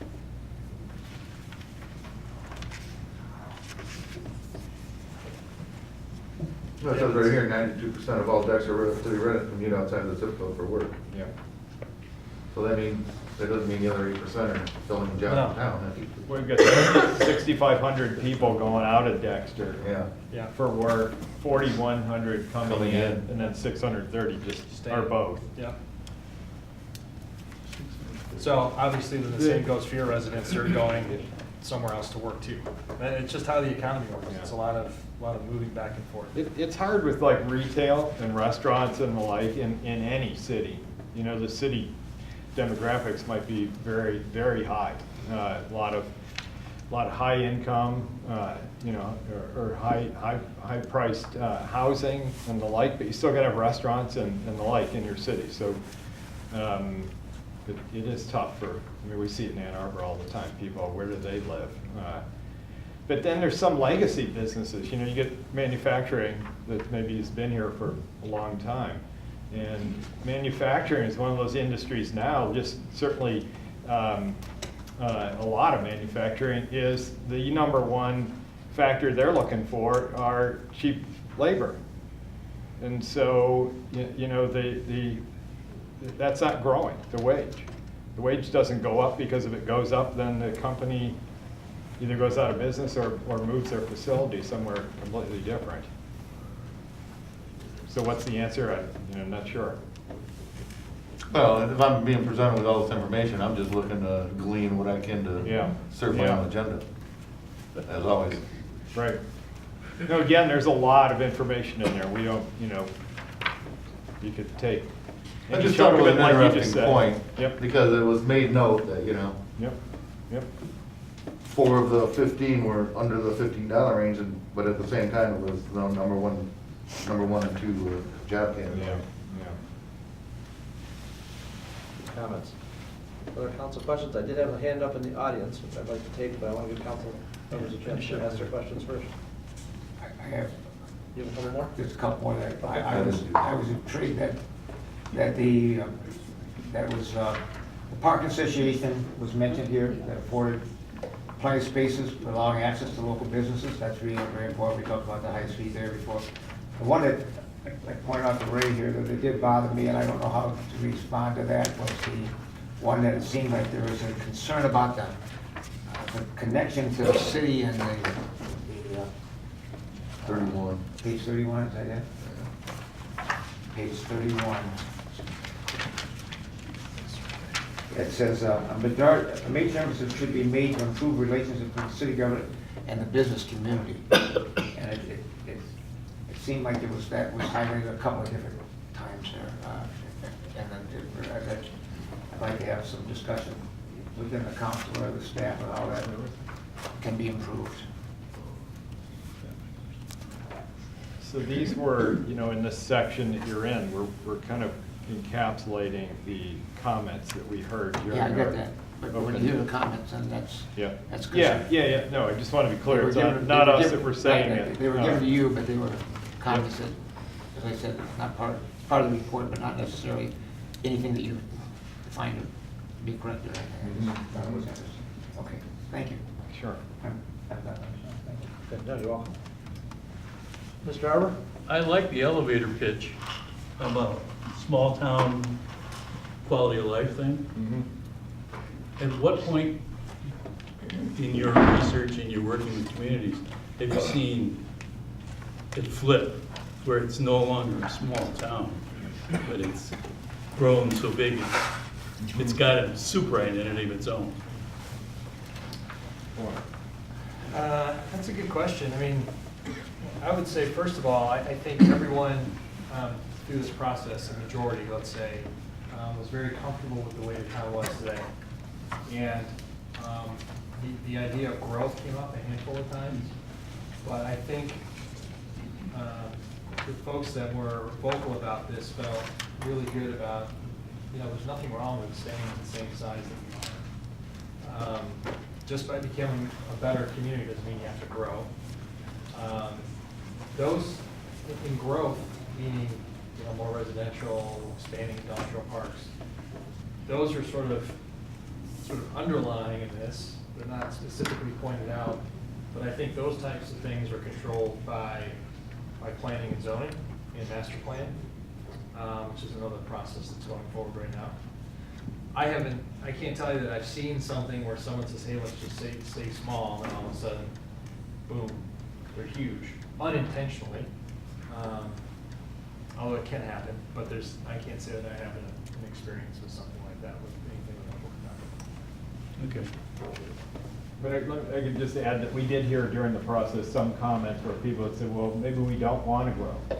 And then kind of a lot of what we're saying is take care of the businesses that are here, enable them. We keep coming back to the high-speed fiber optic cable and the ability to connect very fast to the internet. This gives your local businesses that opportunity to, market more broadly out to the world and still be here. For instance, the guys at the hardware store.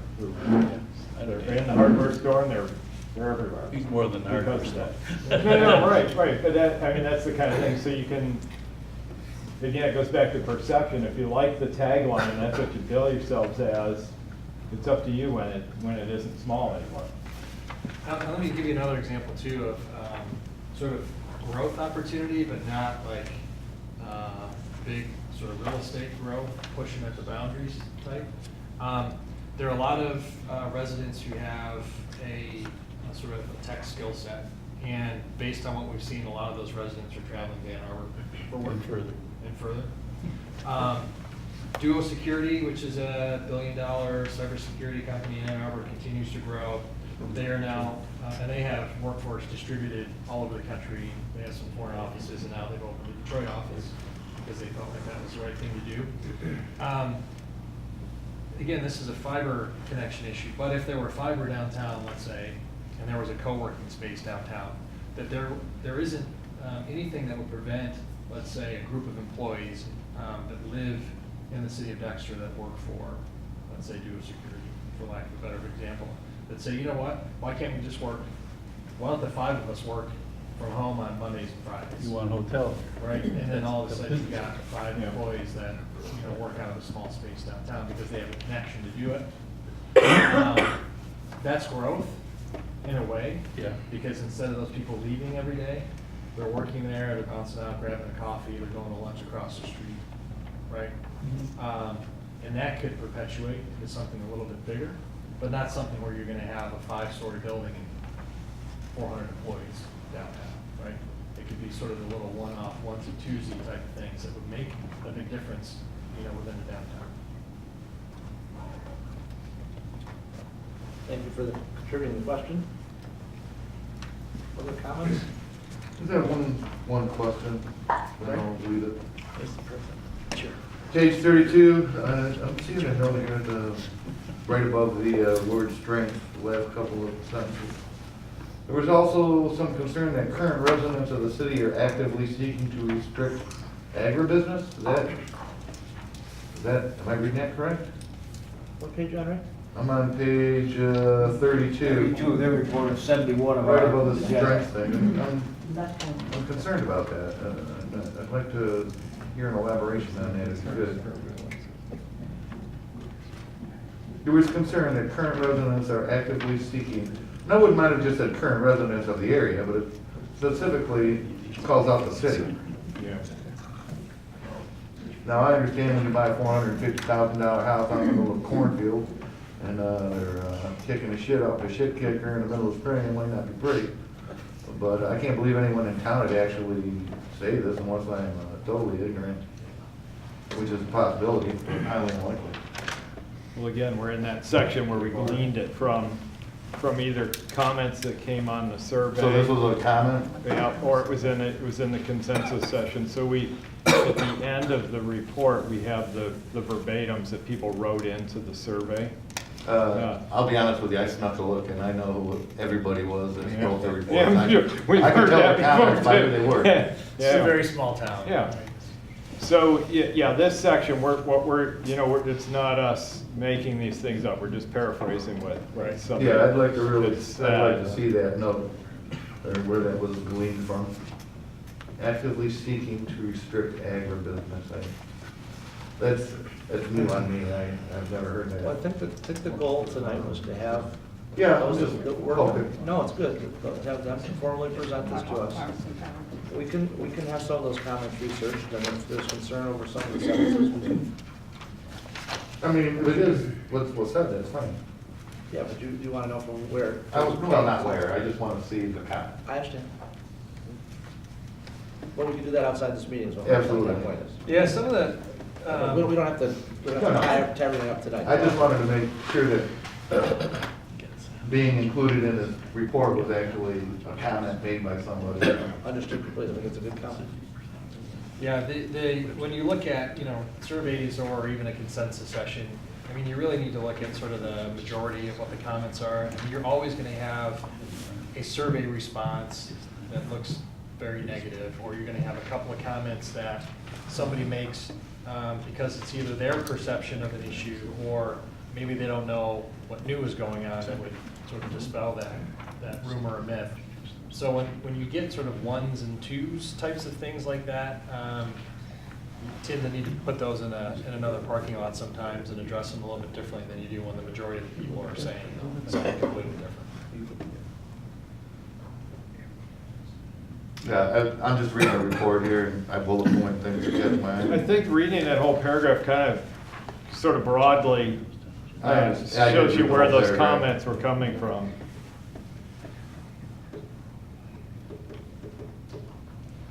So my thought is that this would be a consideration item to adopt a resolution on a future meeting, if that's okay? Got a few of those questions? And that's the resolution we have on the first. Yeah, Yeah, sample one is right there. Does that make sense to everybody? And if you've got any additional comments as far as the plan, or thoughts or comments, edits regarding the resolution, please email them to me so that I can coordinate with Luke and Kim on the plan, and then coordinate with Courtney on the resolution. I'd like to thank both of you and your team for your good work. Thank you. Yeah, thank you very Great. much. Thank you. Thank you. Have a good evening. I believe we are down to L3 next. Consideration of the recommendation from the Planning Commission for text amendments to the zoning ordinance. I'll make the motion, listed on page 101, pursuant to the section 2306 criteria for the amendment, that based on the regulations of planning, the city council moves to approve the text amendments to Article 2, definitions, and Article 6, Article village 11. commercial. My mistake. Article 11.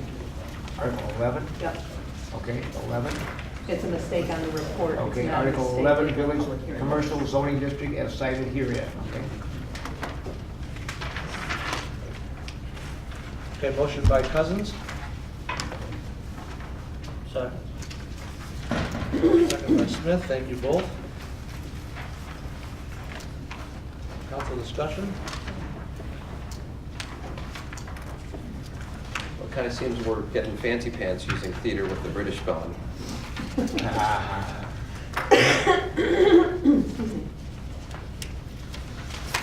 So maybe we can talk about the word theater just for a quick second. Get my pages in it. The gentleman from Dykema that had provided some guidance on the March 15th memo Yeah.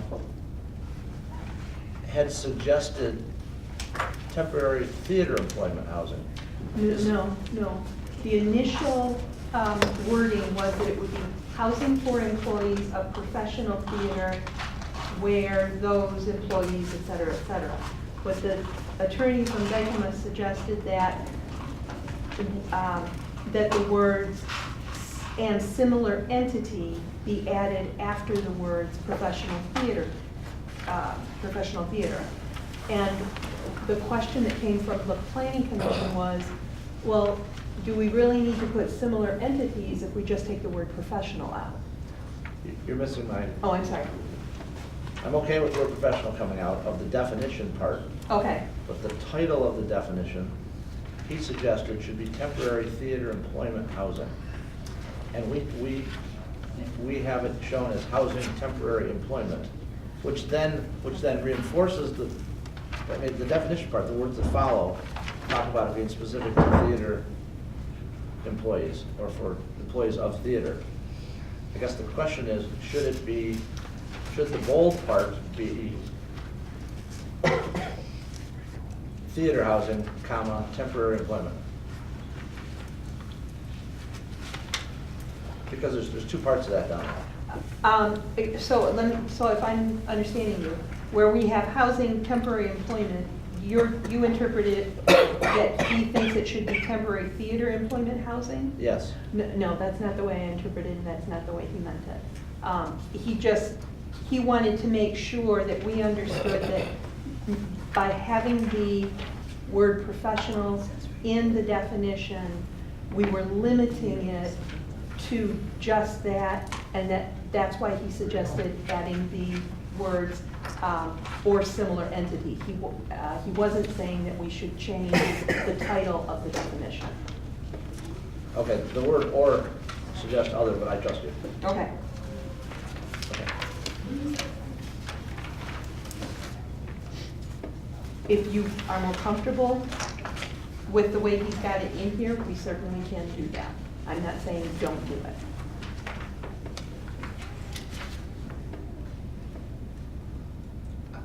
I'm comfortable with the definition. It's the first time I had seen the memo on March 15th. We didn't have this at the last meeting when we talked about that, and then now with the definitions that are proposed, the way I was reading it was that it would say theater housing, comma, temporary employment. I couldn't put them together either. But that's how We can do it that way. There's nothing wrong with that. I defer to the rest of the group on what the council others. So I'm gonna throw this spaghetti out there. What if some of the companies at the tech park wanted to have apprentices out, and they wanted to have what if some of the companies in the tech park wanted to start an apprentice program, and they wanted to have a place for their apprentices to work? To live while they're working there, going through the training. That would require another amendment if we wanted to do that, because this would preclude it unless it was a tech theater doing something there. I'm comfortable with it now. In general, though, I get a little antsy carving out something for one little group that applies to the whole city.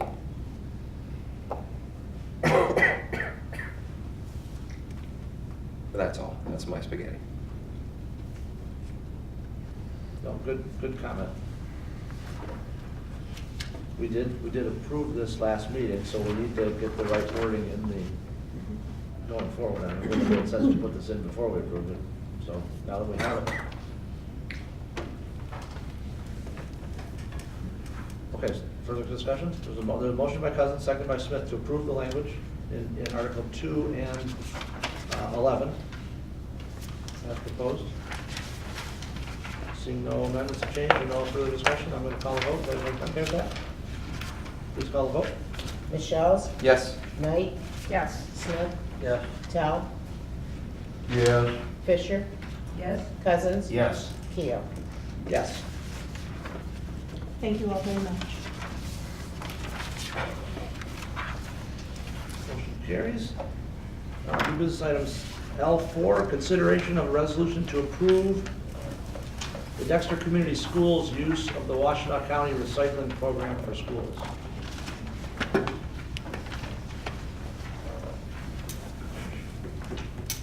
I will move the resolution. Moved by Michelle's, thank you. Second. Second by Knight, thank you.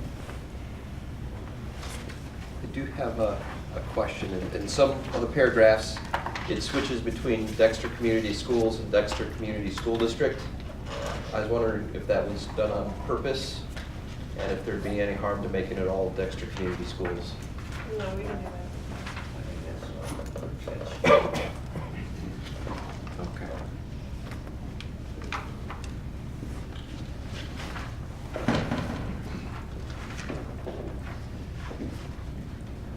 I'm sorry, Ms. Knight.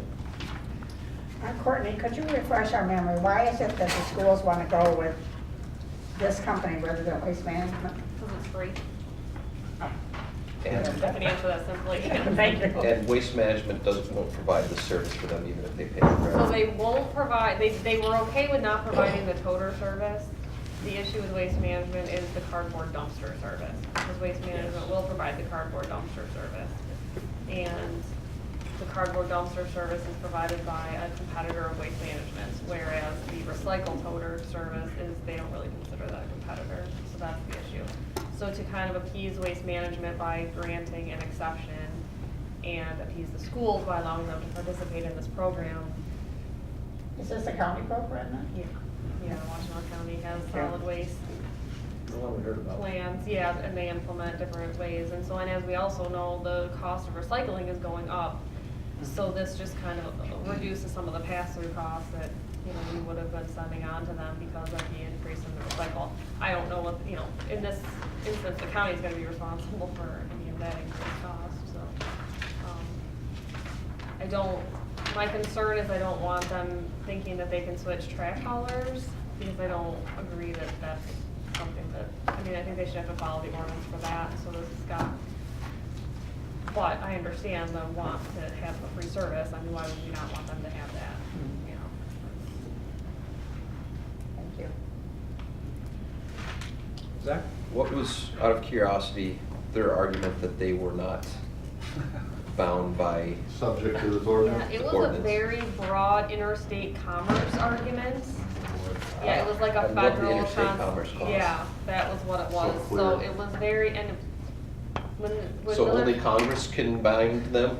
Right. When Miller Okay. Canfield, did that research, they didn't do it based on our ordinance, they just did it in general about communities having single hauler programs, which almost every community in Michigan does. So it was very, very broad because, well, honestly, because they chose to use Miller Canfield, who couldn't review our ordinance without me giving the city's permission, because they're our attorney also for certain matters.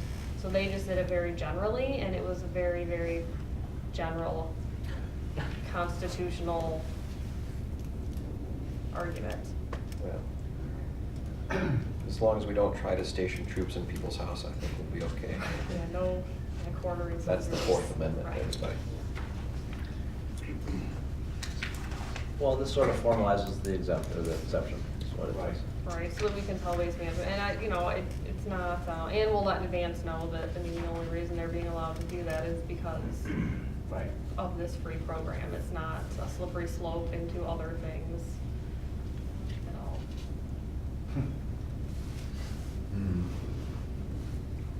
Thank you for your work on that. Other questions? Okay, seeing none, please call the vote. Tell, Yes. Cousins, Yes. Michelle's. Yes. Smith, Yes. Fisher, Yes. Knight, Yes. Keel. Yes. Motion carries. Thank you. New business item 7L5, consideration of farmer's market operating plan. I'm going to do that. I'll support that. Motion by Fisher, thank you. Second by Cousins, thank you. Questions? Courtney? Zach? This change won't cause extra stress for staff, will it? No, Will it it's actually less. make it easier? Yeah. Okay. Then just one minor comment I had under 4, operating guidelines for farmers market. Throughout the rest of the document, city staff is capitalized as a proper noun.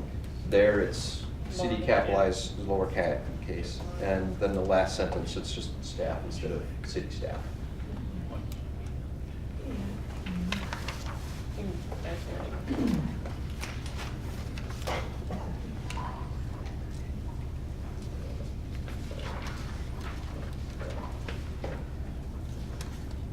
Okay, further questions, comments?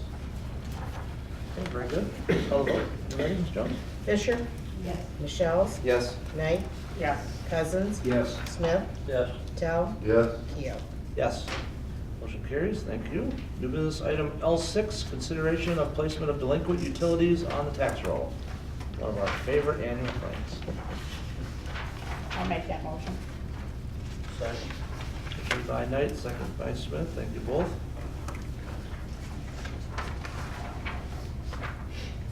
discussion or question needed? Anything to add? Please call the vote. We are required by the charter to do this. Smith, Yes.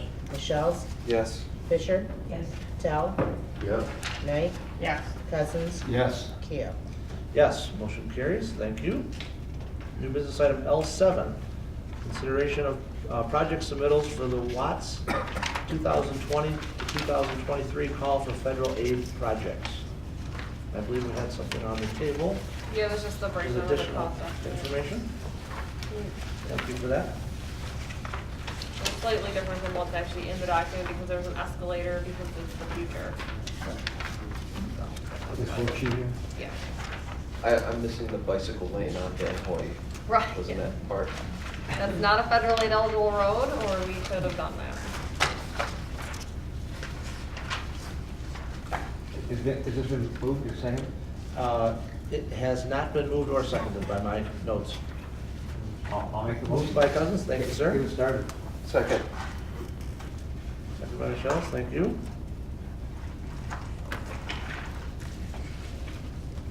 Any discussion on the information here?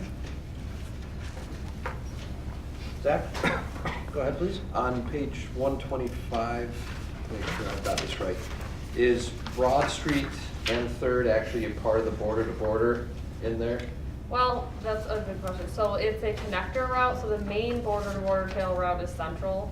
The Aha. Broad Street route will be signed as a connector route because it connects to the connecting community stairway Okay. at Alpine. So we can add, Sean asked about that too actually, so we can add some language that says that it's on a border-to-border trail connection. Excellent.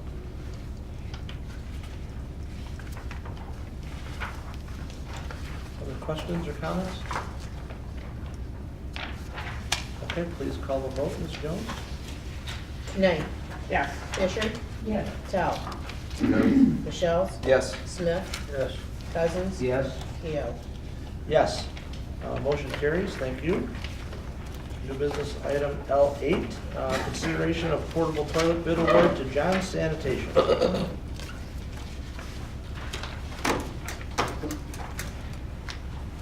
I'll make that motion too. Thank you, Mr. Cousins, keep it moving. Motion by Cousins, is there a second? Second. Second by Michelle's. Thank you both. Questions? Justin, anything to add? Questions? All good? Okay. Oh, You yeah. explain the tiebreaker again because it came out the same. So it did come out the same, which was a little unusual. The tiebreaker is occasionally we will order additional cleanings. For example, when we have the additional cleaning before the plein air festival.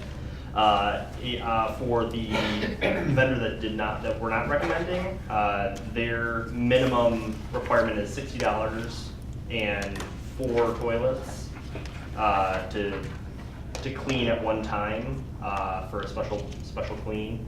While John's they'll do it as a one-off for $50. Thank you. And we've used John's for a long time, and the purpose of going out to bid wasn't necessarily because of a service issue, it was just because I don't think it had ever been bid before, so, and we've got quite a few toilets, now 7 of them, so. We wanted to make sure that we're getting Getting a it. fair price, Right. consistent. Thank you.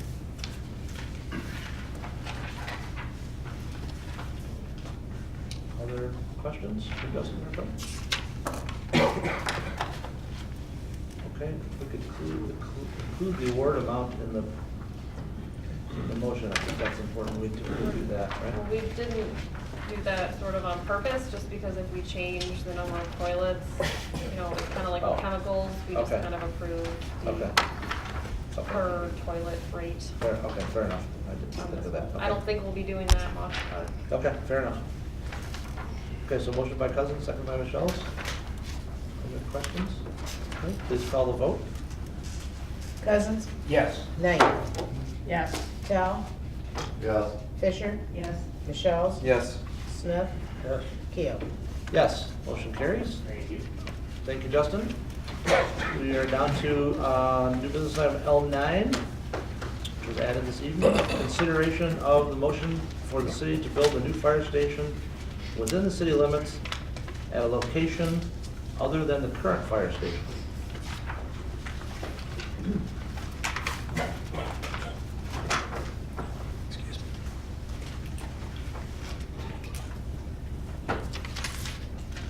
Seeing as how there's no motion, I'll move on to L2. I can make the motion. I'll make the motion. We build a new fire station within the city limits at a location other than the current fire station. Or I didn't know how long to wait.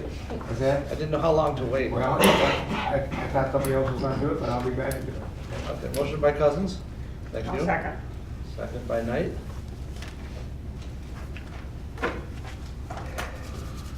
Okay, discussion? Ms. Knight, you asked for this to be added to the agenda? Yes, yes. We've had this discussion many, many, many times, and I actually think we've made this motion in previous times too, so let's get it on the table again and move forward with this whole project.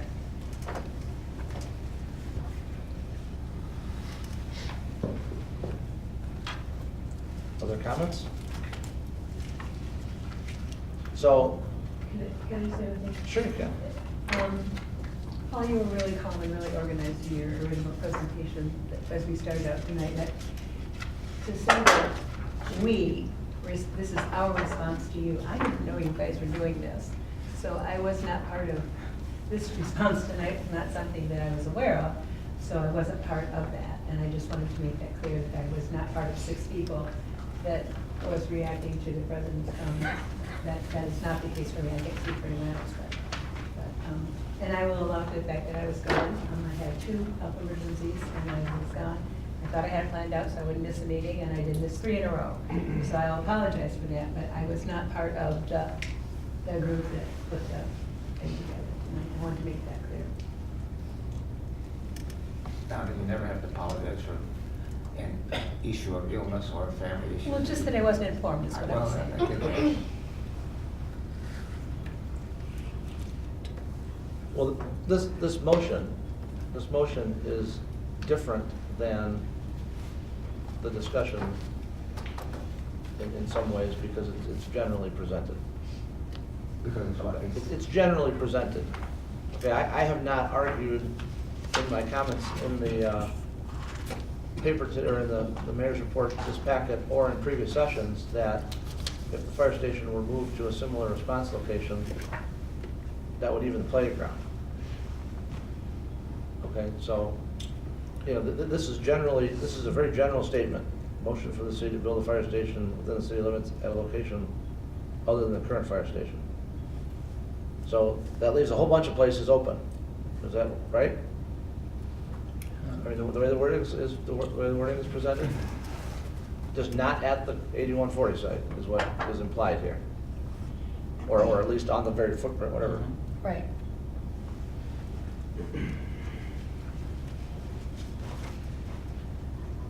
Okay. Any other comments by Zach? All throughout, what's on my mind is this vote is here. I tend to always take the longer view just because of my nature. I put a standing seam metal roof on my house. It was a lot more expensive, but it's gonna be there till after I'm dead. And when I'm spending someone else's money on city council, I wanna make sure there's value for it and that we don't have to respend it. We've seen the plan that was prepared for the current fire station to make improvements. $3 million roughly, plus probably $500,000 in architecture engineering. And I still have a lot of concerns with how that would operate and how it would function. And I'd be worried that 5 years later, we start the process again of how can we fit stuff? Where are we gonna do it? And the current station wasn't ever at the top of my list, but because of the longer discussions we've had, I've done a lot of thinking about what would have to happen for that to be a happy site for me. And that list is really, really long and difficult to accomplish. I agree that if we take something off the tax rolls, we're probably gonna have to put something back on as a balancing. But so that's what I'm thinking, as this is here. But we were headed down a path. We were headed down a path at the three workstations, the three workshops, with all of council, where we were going to get the data together before making a decision. We were gonna get a matrix of options together. We were gonna put all the information down. At the last workshop, we discovered that we didn't know what the cost of putting the station was on Dexter Ann Arbor Road. This motion precludes that prior direction. It jumps. It jumps way forward. Okay, when we decided at the end of the year, or maybe it was in early January, to bring this out of committee, to take it out of the facility committee, we were gonna do that in a 7-member information gathering forum.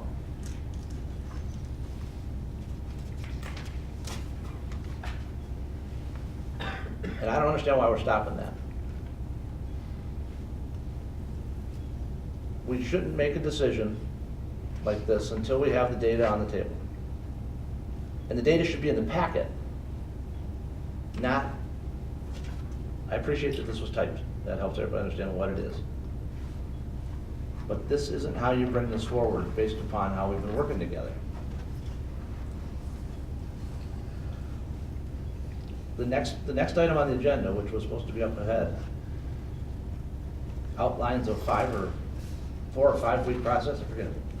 Not that many weeks. Why are we not getting the information together like we set out as a team to do and jump into this step? Maybe there are people that want to come talk to us about whether this is a good idea. They wouldn't know. Why wouldn't they know? Because we didn't tell them we're going to vote on it. That's not how we do things here in this town. You want to talk about reputation and all that branding stuff? This is the stuff that people don't like. This is it. The quality of life we have is how we do business. It's our core. We do it openly. Okay, this is not open. I mean, it's at an open meeting, yes, and on any given Monday, 4,000 people could be here, I guess. But the reality is, they know the whole reason we put stuff out in front on an agenda and post it is to allow people to have information to see what's going on. I would say we failed if we go forward with this motion tonight. It may be what we end up doing. I don't know that. But the goal of making this a wholesome process was to have the 7 of us work together to get a list of options for not only city offices but fire station, and then I admit that I asked about the DPW. But we were going to get those options out in a working group, all of us. And we've tried to make time, 1 meeting, 1 workshop a month to do that. And I respect the discussion that occurred last meeting about a desire, if we need to get something on front of the voters in November. If people are trying to go that direction, that's fine. But let's bring them along with the information. Let's not force a hand or a decision until we have the information out there. This vote can wait. It may be a motion that we should make, but we haven't presented that data yet. When you throw out a number like 3 or 3.5 or +5, I don't think that's the right number. That's not what was out on that piece of paper. Well, it was But it was 2.8, and it did include architecture engineering. But whatever the number is, it should be next to option A or option B, whatever you want to call that one. We should put those facts together and let it be part of something that gets brought up out of our combined. I'm going to vote no on this because that's not the direction that we've worked together. You could have done this in January. If that's what you want to jump to. We've tried to create some synergy in how we get to where we are. And I don't understand what the rush is. We have time. Let's get the information and properly put it in the packet so that we're not criticized for that.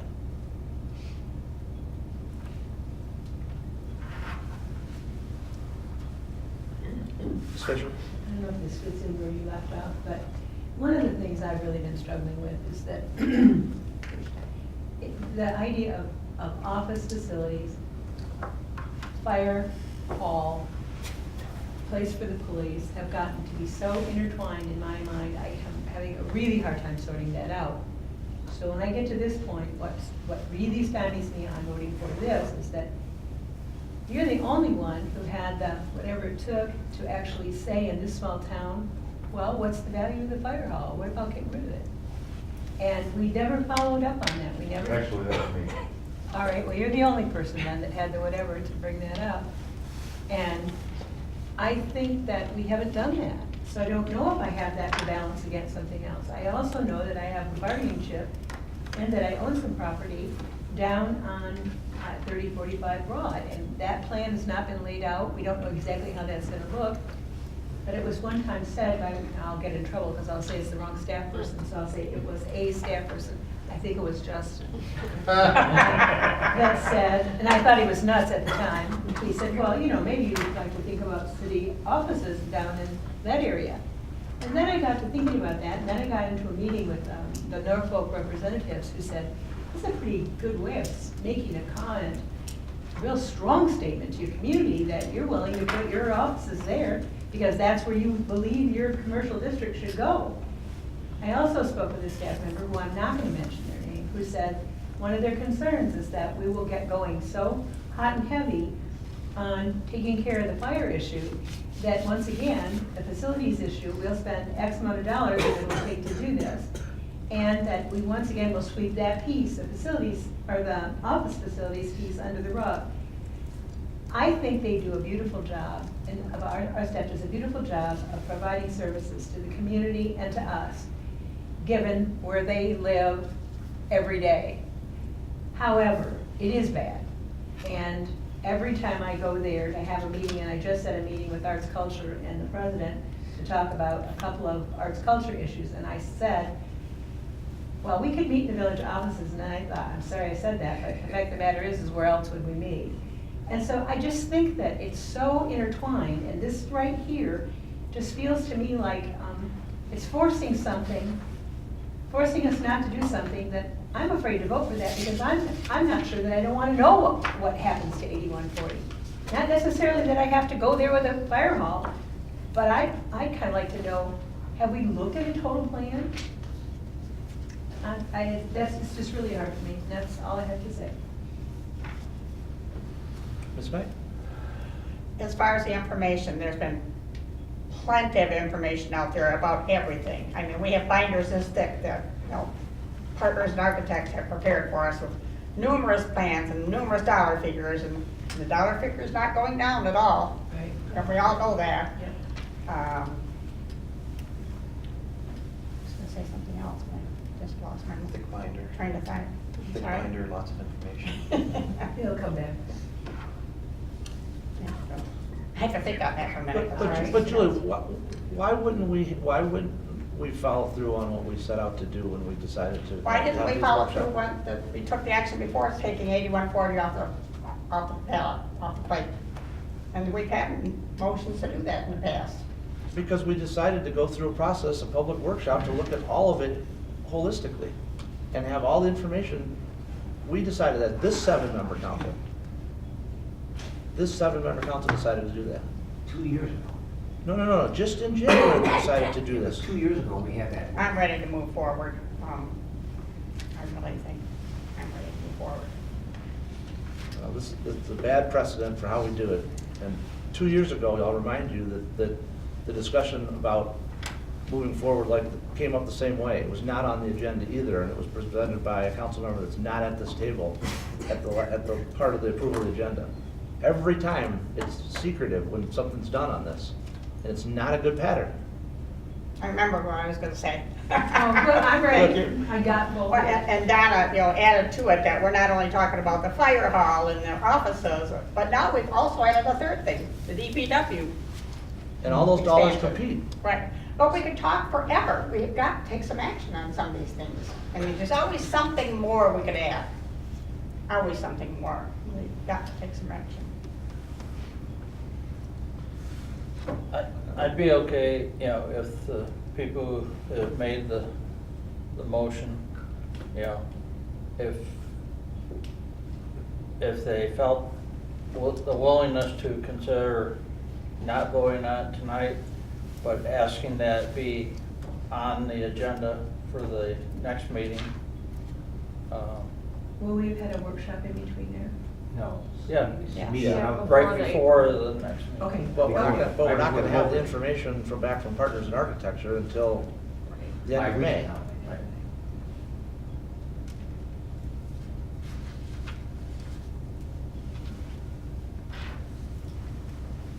I didn't mean to interrupt, I was just trying to figure out No. the timing, you see that?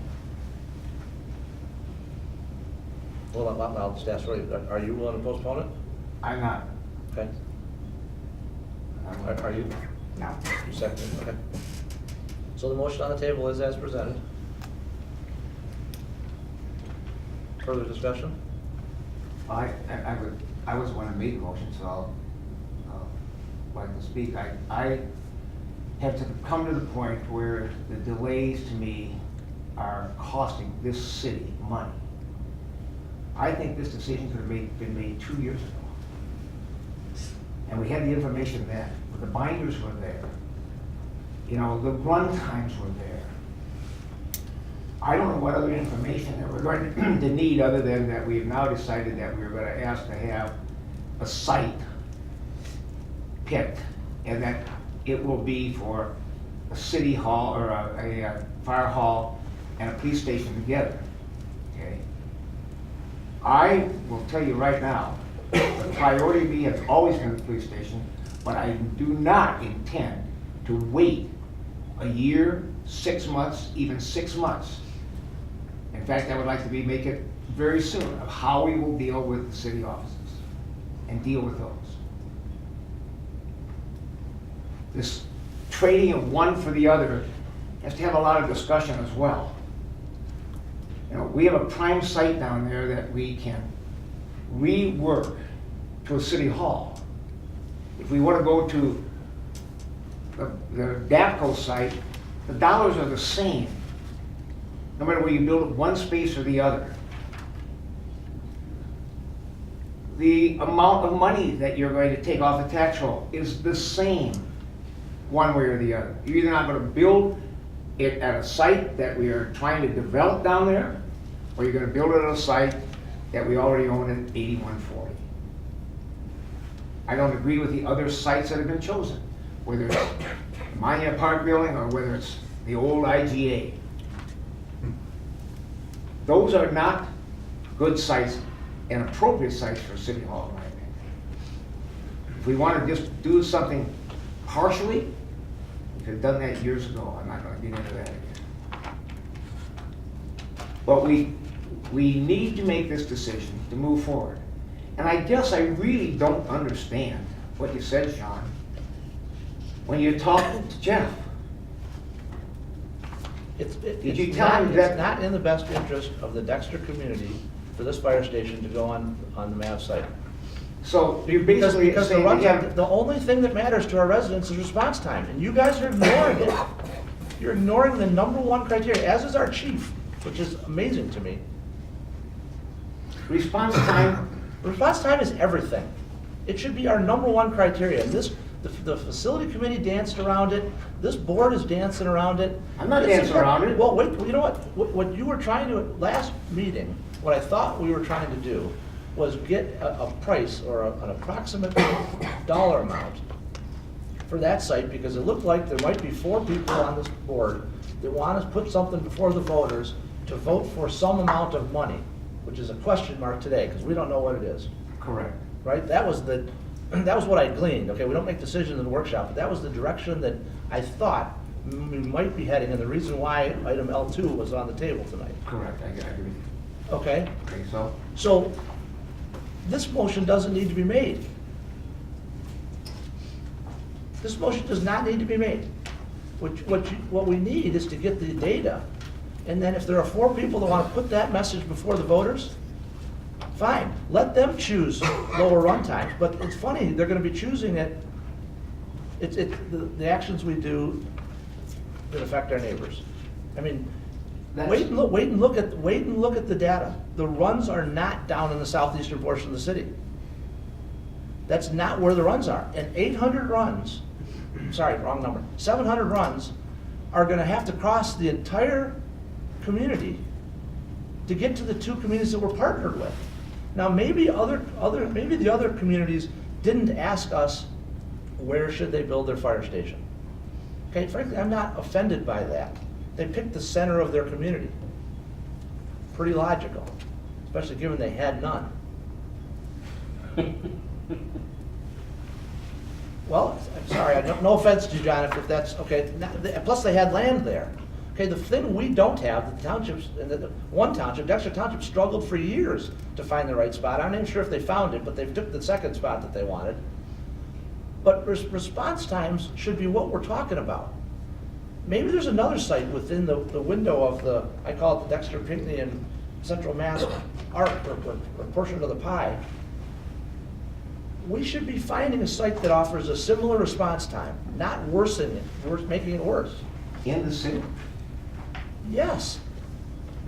Well, I'll be glad to take a look at that, but we haven't found that I've ever been able to discover. Well, maybe we need to put our money where our mouth is and go aggressively find it. But that should be, if we're really doing something for the communities as a whole, and then the partnership that we entered into, response time is important. I don't disagree with that. Okay, well, this direction ignores that. It does not. It says it changes. But the fact of the matter is, when they, 1956, put that fire station at that place, they made that decision. If you decide to move that fire station anywhere, it changes the response times. Paul, not as drastically as what you're doing. If you put it around the corner, it's 3 seconds. Where you're adding 2 minutes to 67% or more of the runs, including runs in the city. Well, the runs in the city, it took to some places, but not to others. In fact, it covers more than the one where the fire station is The now. majority of the runs that DAFD will respond to will have longer response times because of this. Not in the city. You're just Shorter times in the city. That's who I was elected by, the people of the city, Sean, and so are you. And you were appointed to that committee. The data will show that. The data will show that's not true. The number of runs that are responded to are further away.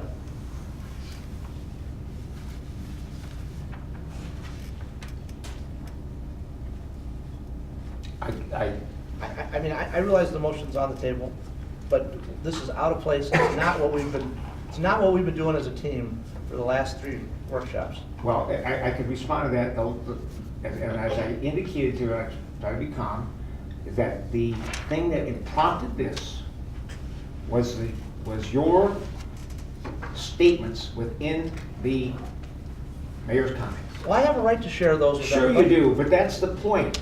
You have a right to share that, and you do share that, and we responded because of that, because it was contrary to what we believed what the right thing to do for the city, to build a new fire station. So you all got together and decided that's what you should do? No, we didn't get together. Well, I haven't met with any of them. How many were involved in putting this together? Yeah. I thought, you want to know how many were? I talked to Mr. Smith, Mr. Smith wrote this. If that's what you need to know. Mr. Smith wrote it and Mrs. Knight passed it out. And She passed it out this evening. I'm just saying, it's not working together, guys. It's not how we should be doing this. Well, it's certainly not working together in my opinion, Sean. If you go to Jeff and tell him what you said, that's not working together at all. You have a responsibility that's bigger than that to let us know that. I did let you know that. Yeah, after the fact. Well, I still have a right to talk to him and tell him what's going on. I guess I do too. There's nothing wrong with me talking with any property owner or business owner about stuff. There's nothing wrong with been a lot of them there's a lot of people downtown that think the fire station should stay downtown. Our historic downtown, that conveniently got missed in everybody's soliloquy. I can add it in, no, I won't, but I could. So I just wanted again to say, if it were an easy decision, it would have been done 20 years ago. It's complex because there's not a lot of places and because there are competing interests between the fire area and the city. There's a concept in law, especially with relation to land use planning control laws, the common man. And the idea with that is you get a group of people together, and between the group you'll find kind of the average. And that's what we're doing here today. It's not always easy 7-0 votes. We have competing interests. As Councilmember Cousins has said, his focus is on runtimes and service to the city of Dexter. As Mayor Keogh has said, he's concerned with the broader impact on runtimes for the entire district. And so, we're between the 7 of us, we're going to figure out where that balance lands. In my profession, process and sunshine is very important. If I'm not paying attention to what I'm doing, I can violate the Constitution pretty easily with screwing up due process or equal protection. So I do have concerns about things just popping up on agendas. However, I'm not as uncomfortable because we've had so many workshops. It has been in the public view, and people aren't coming in to the workshops with pitchforks and torches. I'm comfortable with this. I've talked with a lot of folks. I can rest easy with the process, that people have been informed about the process, and know that it's a tough decision, and I respect everyone for their opinions and what they're bringing to the table. And sorry for all the cough. This is actually a week of me improving. No problem, hope you get better. That's all the talking I can do. Pat your back. Yeah. Paul talked about the mayor's view that you put into your report. And when I read it, I wondered why that just didn't come directly to the council members, sharing as part of the work session, in preparing for the next work session, rather than putting it in the packet that's out available for the public. And you're presenting this picture of all the reasons why we shouldn't be doing something. And Paul mentioned before, you referred to a couple of council members that didn't want to stay at 8140. And for a long time, I made it known, it was one of the reasons we bought the property on Dan Hoy, was to seek a location for a new fire station. Previous village councils have passed motions that 8140 should not be the site for a fire station going forward. This is a topic that we've discussed many times with citizens in our audience. I mean, we've had work sessions to where some of the concepts that were developed were presented, and David went through the deficiencies in the current fire station and village offices at that time.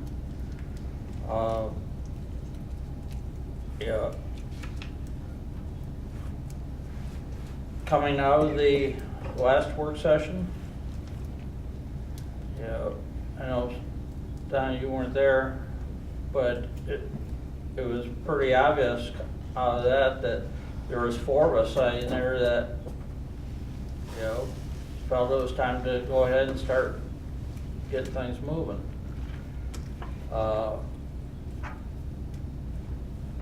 To me, when Paul told me that he wanted to put a motion out there tonight. I said, well, take a look at, how do we word this? And I thought wording it in general, but consistent with the things that have been expressed in the work sessions. That, we want a new fire station, we don't want to stay at 8140. It just seemed time to put that back on paper and in effect that says, yes, we concur with the decision that had been made previously. We just want to reinforce that. And then we set about continuing to look at what's there, what our options are. There's no perfect site in town. And a lot of the sites have shortcomings, but they're,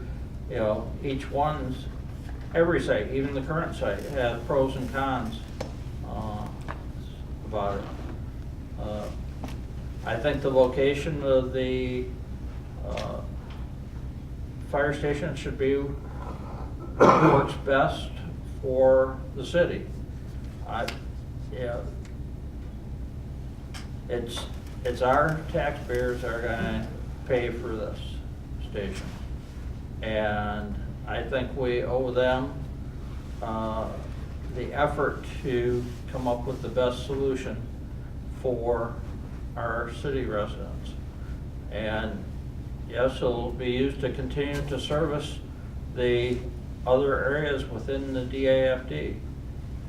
But the townships make their decision where they're gonna put their station. I think we decide where we're gonna put ours. And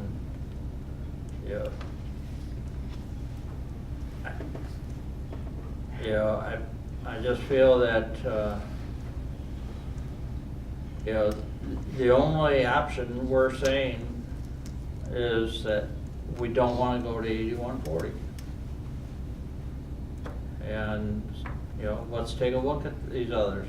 If it means getting the concepts and stuff done by Partners in Architecture for the MAP property, that's good information. Let's I'm not against pursuing that, but I'm fine with making that decision. Not to plan on going to 8140 for a new station or a renovated station. Like I said, it's something very early coming onto the council. That was, one of my goals over that time was we need to start planning for a new station. Because I knew the station was getting older, and I talked to, some of the firemen, I talked to other people about, some of the deficiencies of the station. It's been a good place for a long period of time, but the plan for the future. So started that, almost, next year it'll be 10 years, just, looking back to when we bought the,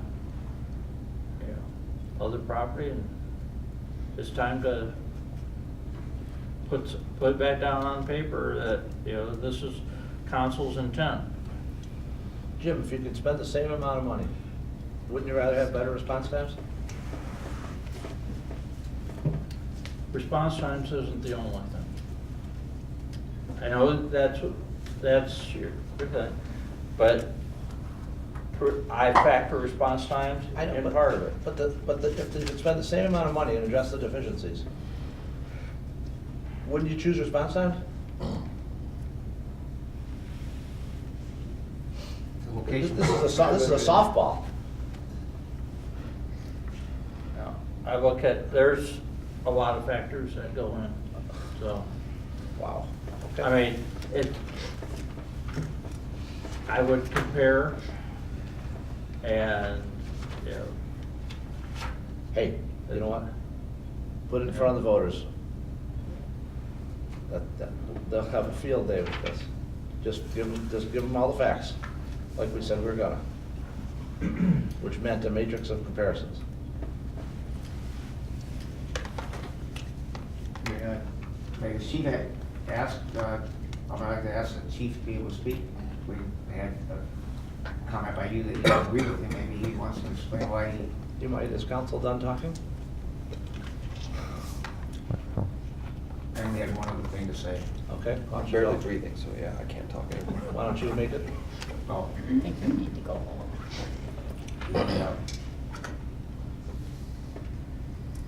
The delays, the continued delays, costing us money all the time. I could make an argument that by the delay of 2 years, that I believe that this decision could have been made where we are right now. It's cost us close to $500,000 to $1 million just in extra funds and what the bond issue could be in the future. It's all speculative.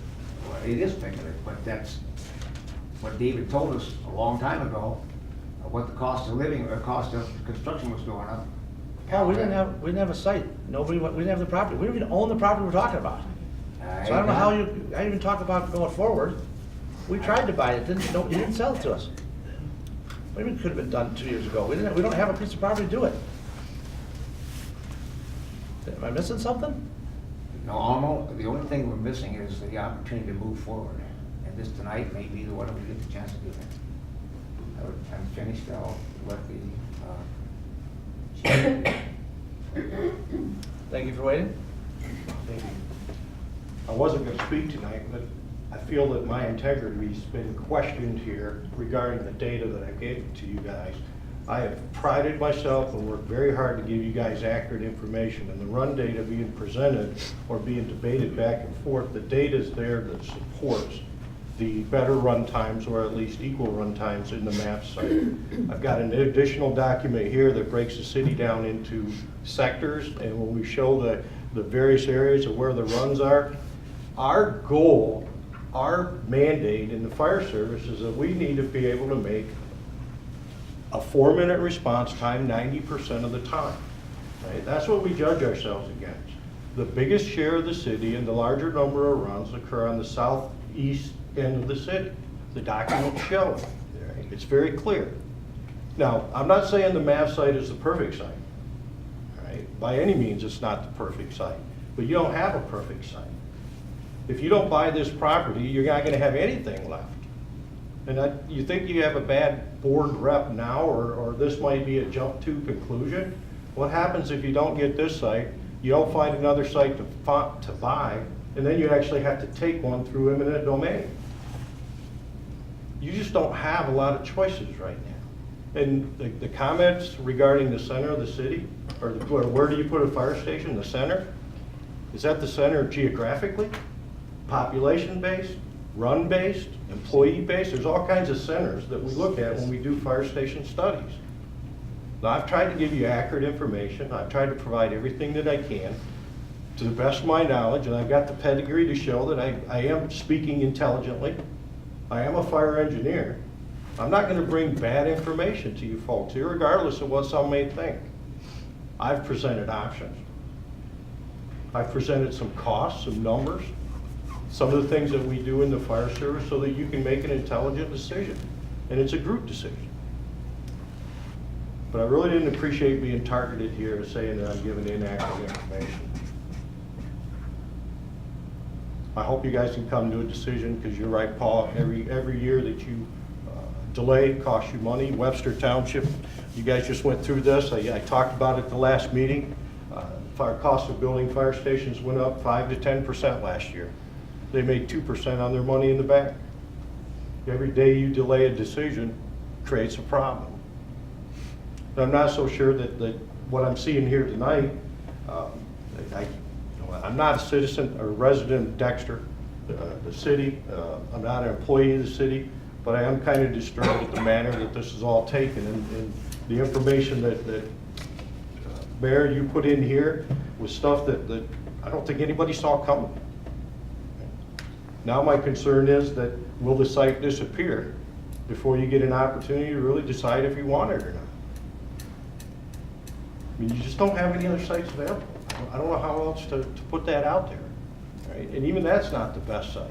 I'd like it to be a little bit bigger. Were other sites considered? I considered and talked about every site that was presented to me. Jim brought me one today that we discussed, good, bad, and indifferent. But the fact is, you need to do something. I keep my stuff factual. I ask that you respect that. And if you want information, I'll give it to you. It'll be accurate. Thank you. Thank you.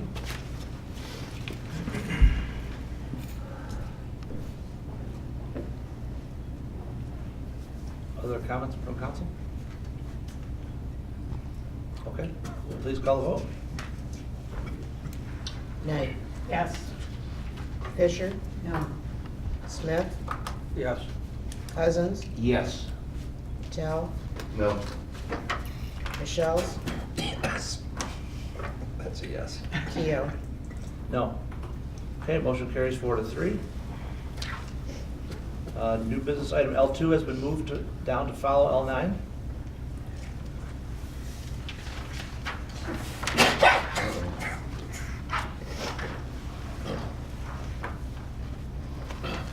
I'll make a motion that we approve the scope for not to exceed 4250.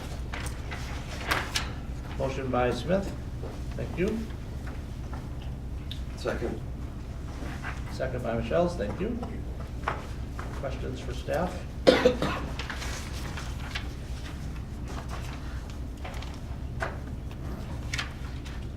No questions?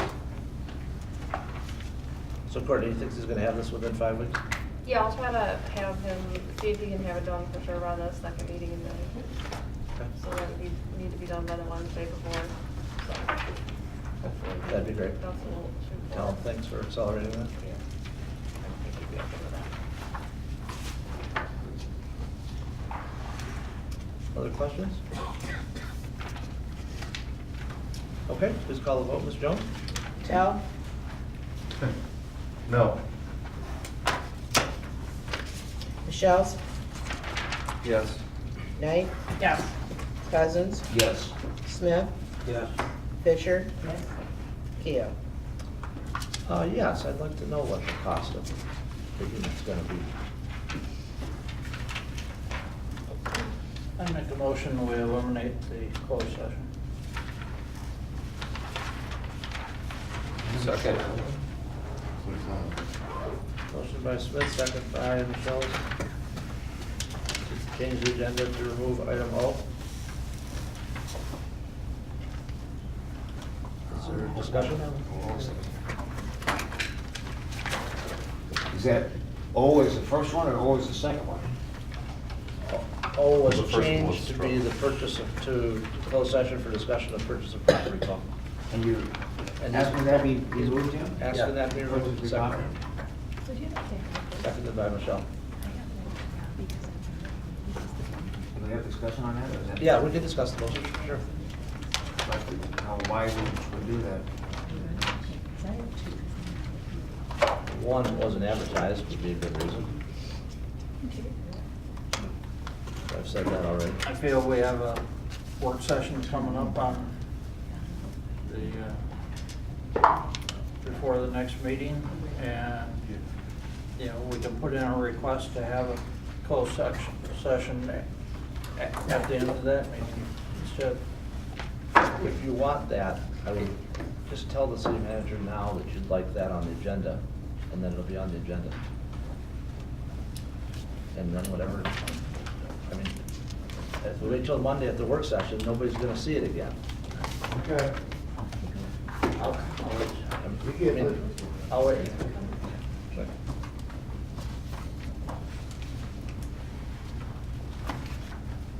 Any other comments on the proposed motion to eliminate the closed session for this evening? Okay, seeing none, please call the vote. Fisher, Yes. Smith, Yes. Cousins, Yes. Knight, No. Michelle's, Yes. Tell, Yes. Keel. Yes. Okay, motion carries. Okay, so we are down to, if I have everything correct, non-arranged for, oh, yes. Wait a minute. Did I miss- Oh, yeah, council comments. Thank you. I flipped too quickly. Council comments, starting with Michelle's, please. Sorry for the coughing. The NyQuil finally kicked out. That's bad. But I am getting better, believe it or not. I would like to have on the agenda, either the next meeting or the meeting after that, as space allows, discussion of Housing Commission. I know we've done it at goal setting. I'd like to have something here for 5 or 10 minutes, and if you let me know which agenda it goes on, I'll pull some spaghetti up for the packet for everyone to discuss. Yeah, let me take a look. Yeah. And the difference between spaghetti and pennies is spaghetti is either for brainstorming or playing devil's advocate, whereas pennies are down to the brass tacks, the final stuff. So there is a distinction there. Good. Thank you for explaining the vernacular. Yes. With that, I'm set. Thank you. Okay, great. Knight? I have nothing, thank you. Mr. Smith? No. Ms. Jones, anything to add? Or did you miss? The only thing I was gonna, Michelle, would you have Kirk, a look at the trees on Inverness and 4th Street? The one is, if it isn't dead, it's getting there. It's by the parking lot, and I think it's in the city park. I'm sorry, trees where? You can- all right, you No, can- no, it's on, they're by the road as you come around from Inverness to 4th Street. By our church parking lot. Give her an address. It is, it's a parking lot. Oh, St. Andrews parking lot? The church enters in Ann Arbor Street, doesn't And help are you either. talking about the parking lot that is the historic society parking lot? No, it's both the church one, but yeah, it's the same. Oh. Ms. Fisher? I'm not too happy about the one-day trash pickup, and I'm adjusting nicely, Michelle. I'm working on it. I'm working on it. Yeah, it's just like too much for me. Keeping all that trash over the weekend is just awful. I've only been out on Friday and have a fresh weekend. And when company comes over, the trash is Yeah, empty. It's like, I'm we don't have trying to trash. adjust. I'm really trying to adjust, and I'm not spreading my feelings around. I'm keeping it. Perhaps I should Till now. have doing another garbage man. With wheels and all that on it, maybe. I think they're on sale. All right. There you go, Ray. Okay. I'll tell. Mr. Tell, we'll let you follow that. Right. No, thank you. Mr. Cousins? I have nothing to do with price or anything else, so thank you. Okay. We are on to non-arranged participation. Is there anyone in the audience who would like to speak this evening on any topic? We've heard a lot. Okay. Should come more often. Motion for adjournment, please. So moved by Smith, second by Knight. Thank you both. All those in favor? Aye. Those opposed? We are adjourned. Thank you, everyone. Stop yawning. Last You're the weekend. first one to say it. Right, everybody else is off. John, did you learn anything about meetings tonight? You get sweaty. More than one way to skin a cat. Yes. You don't want to watch when they make sauce.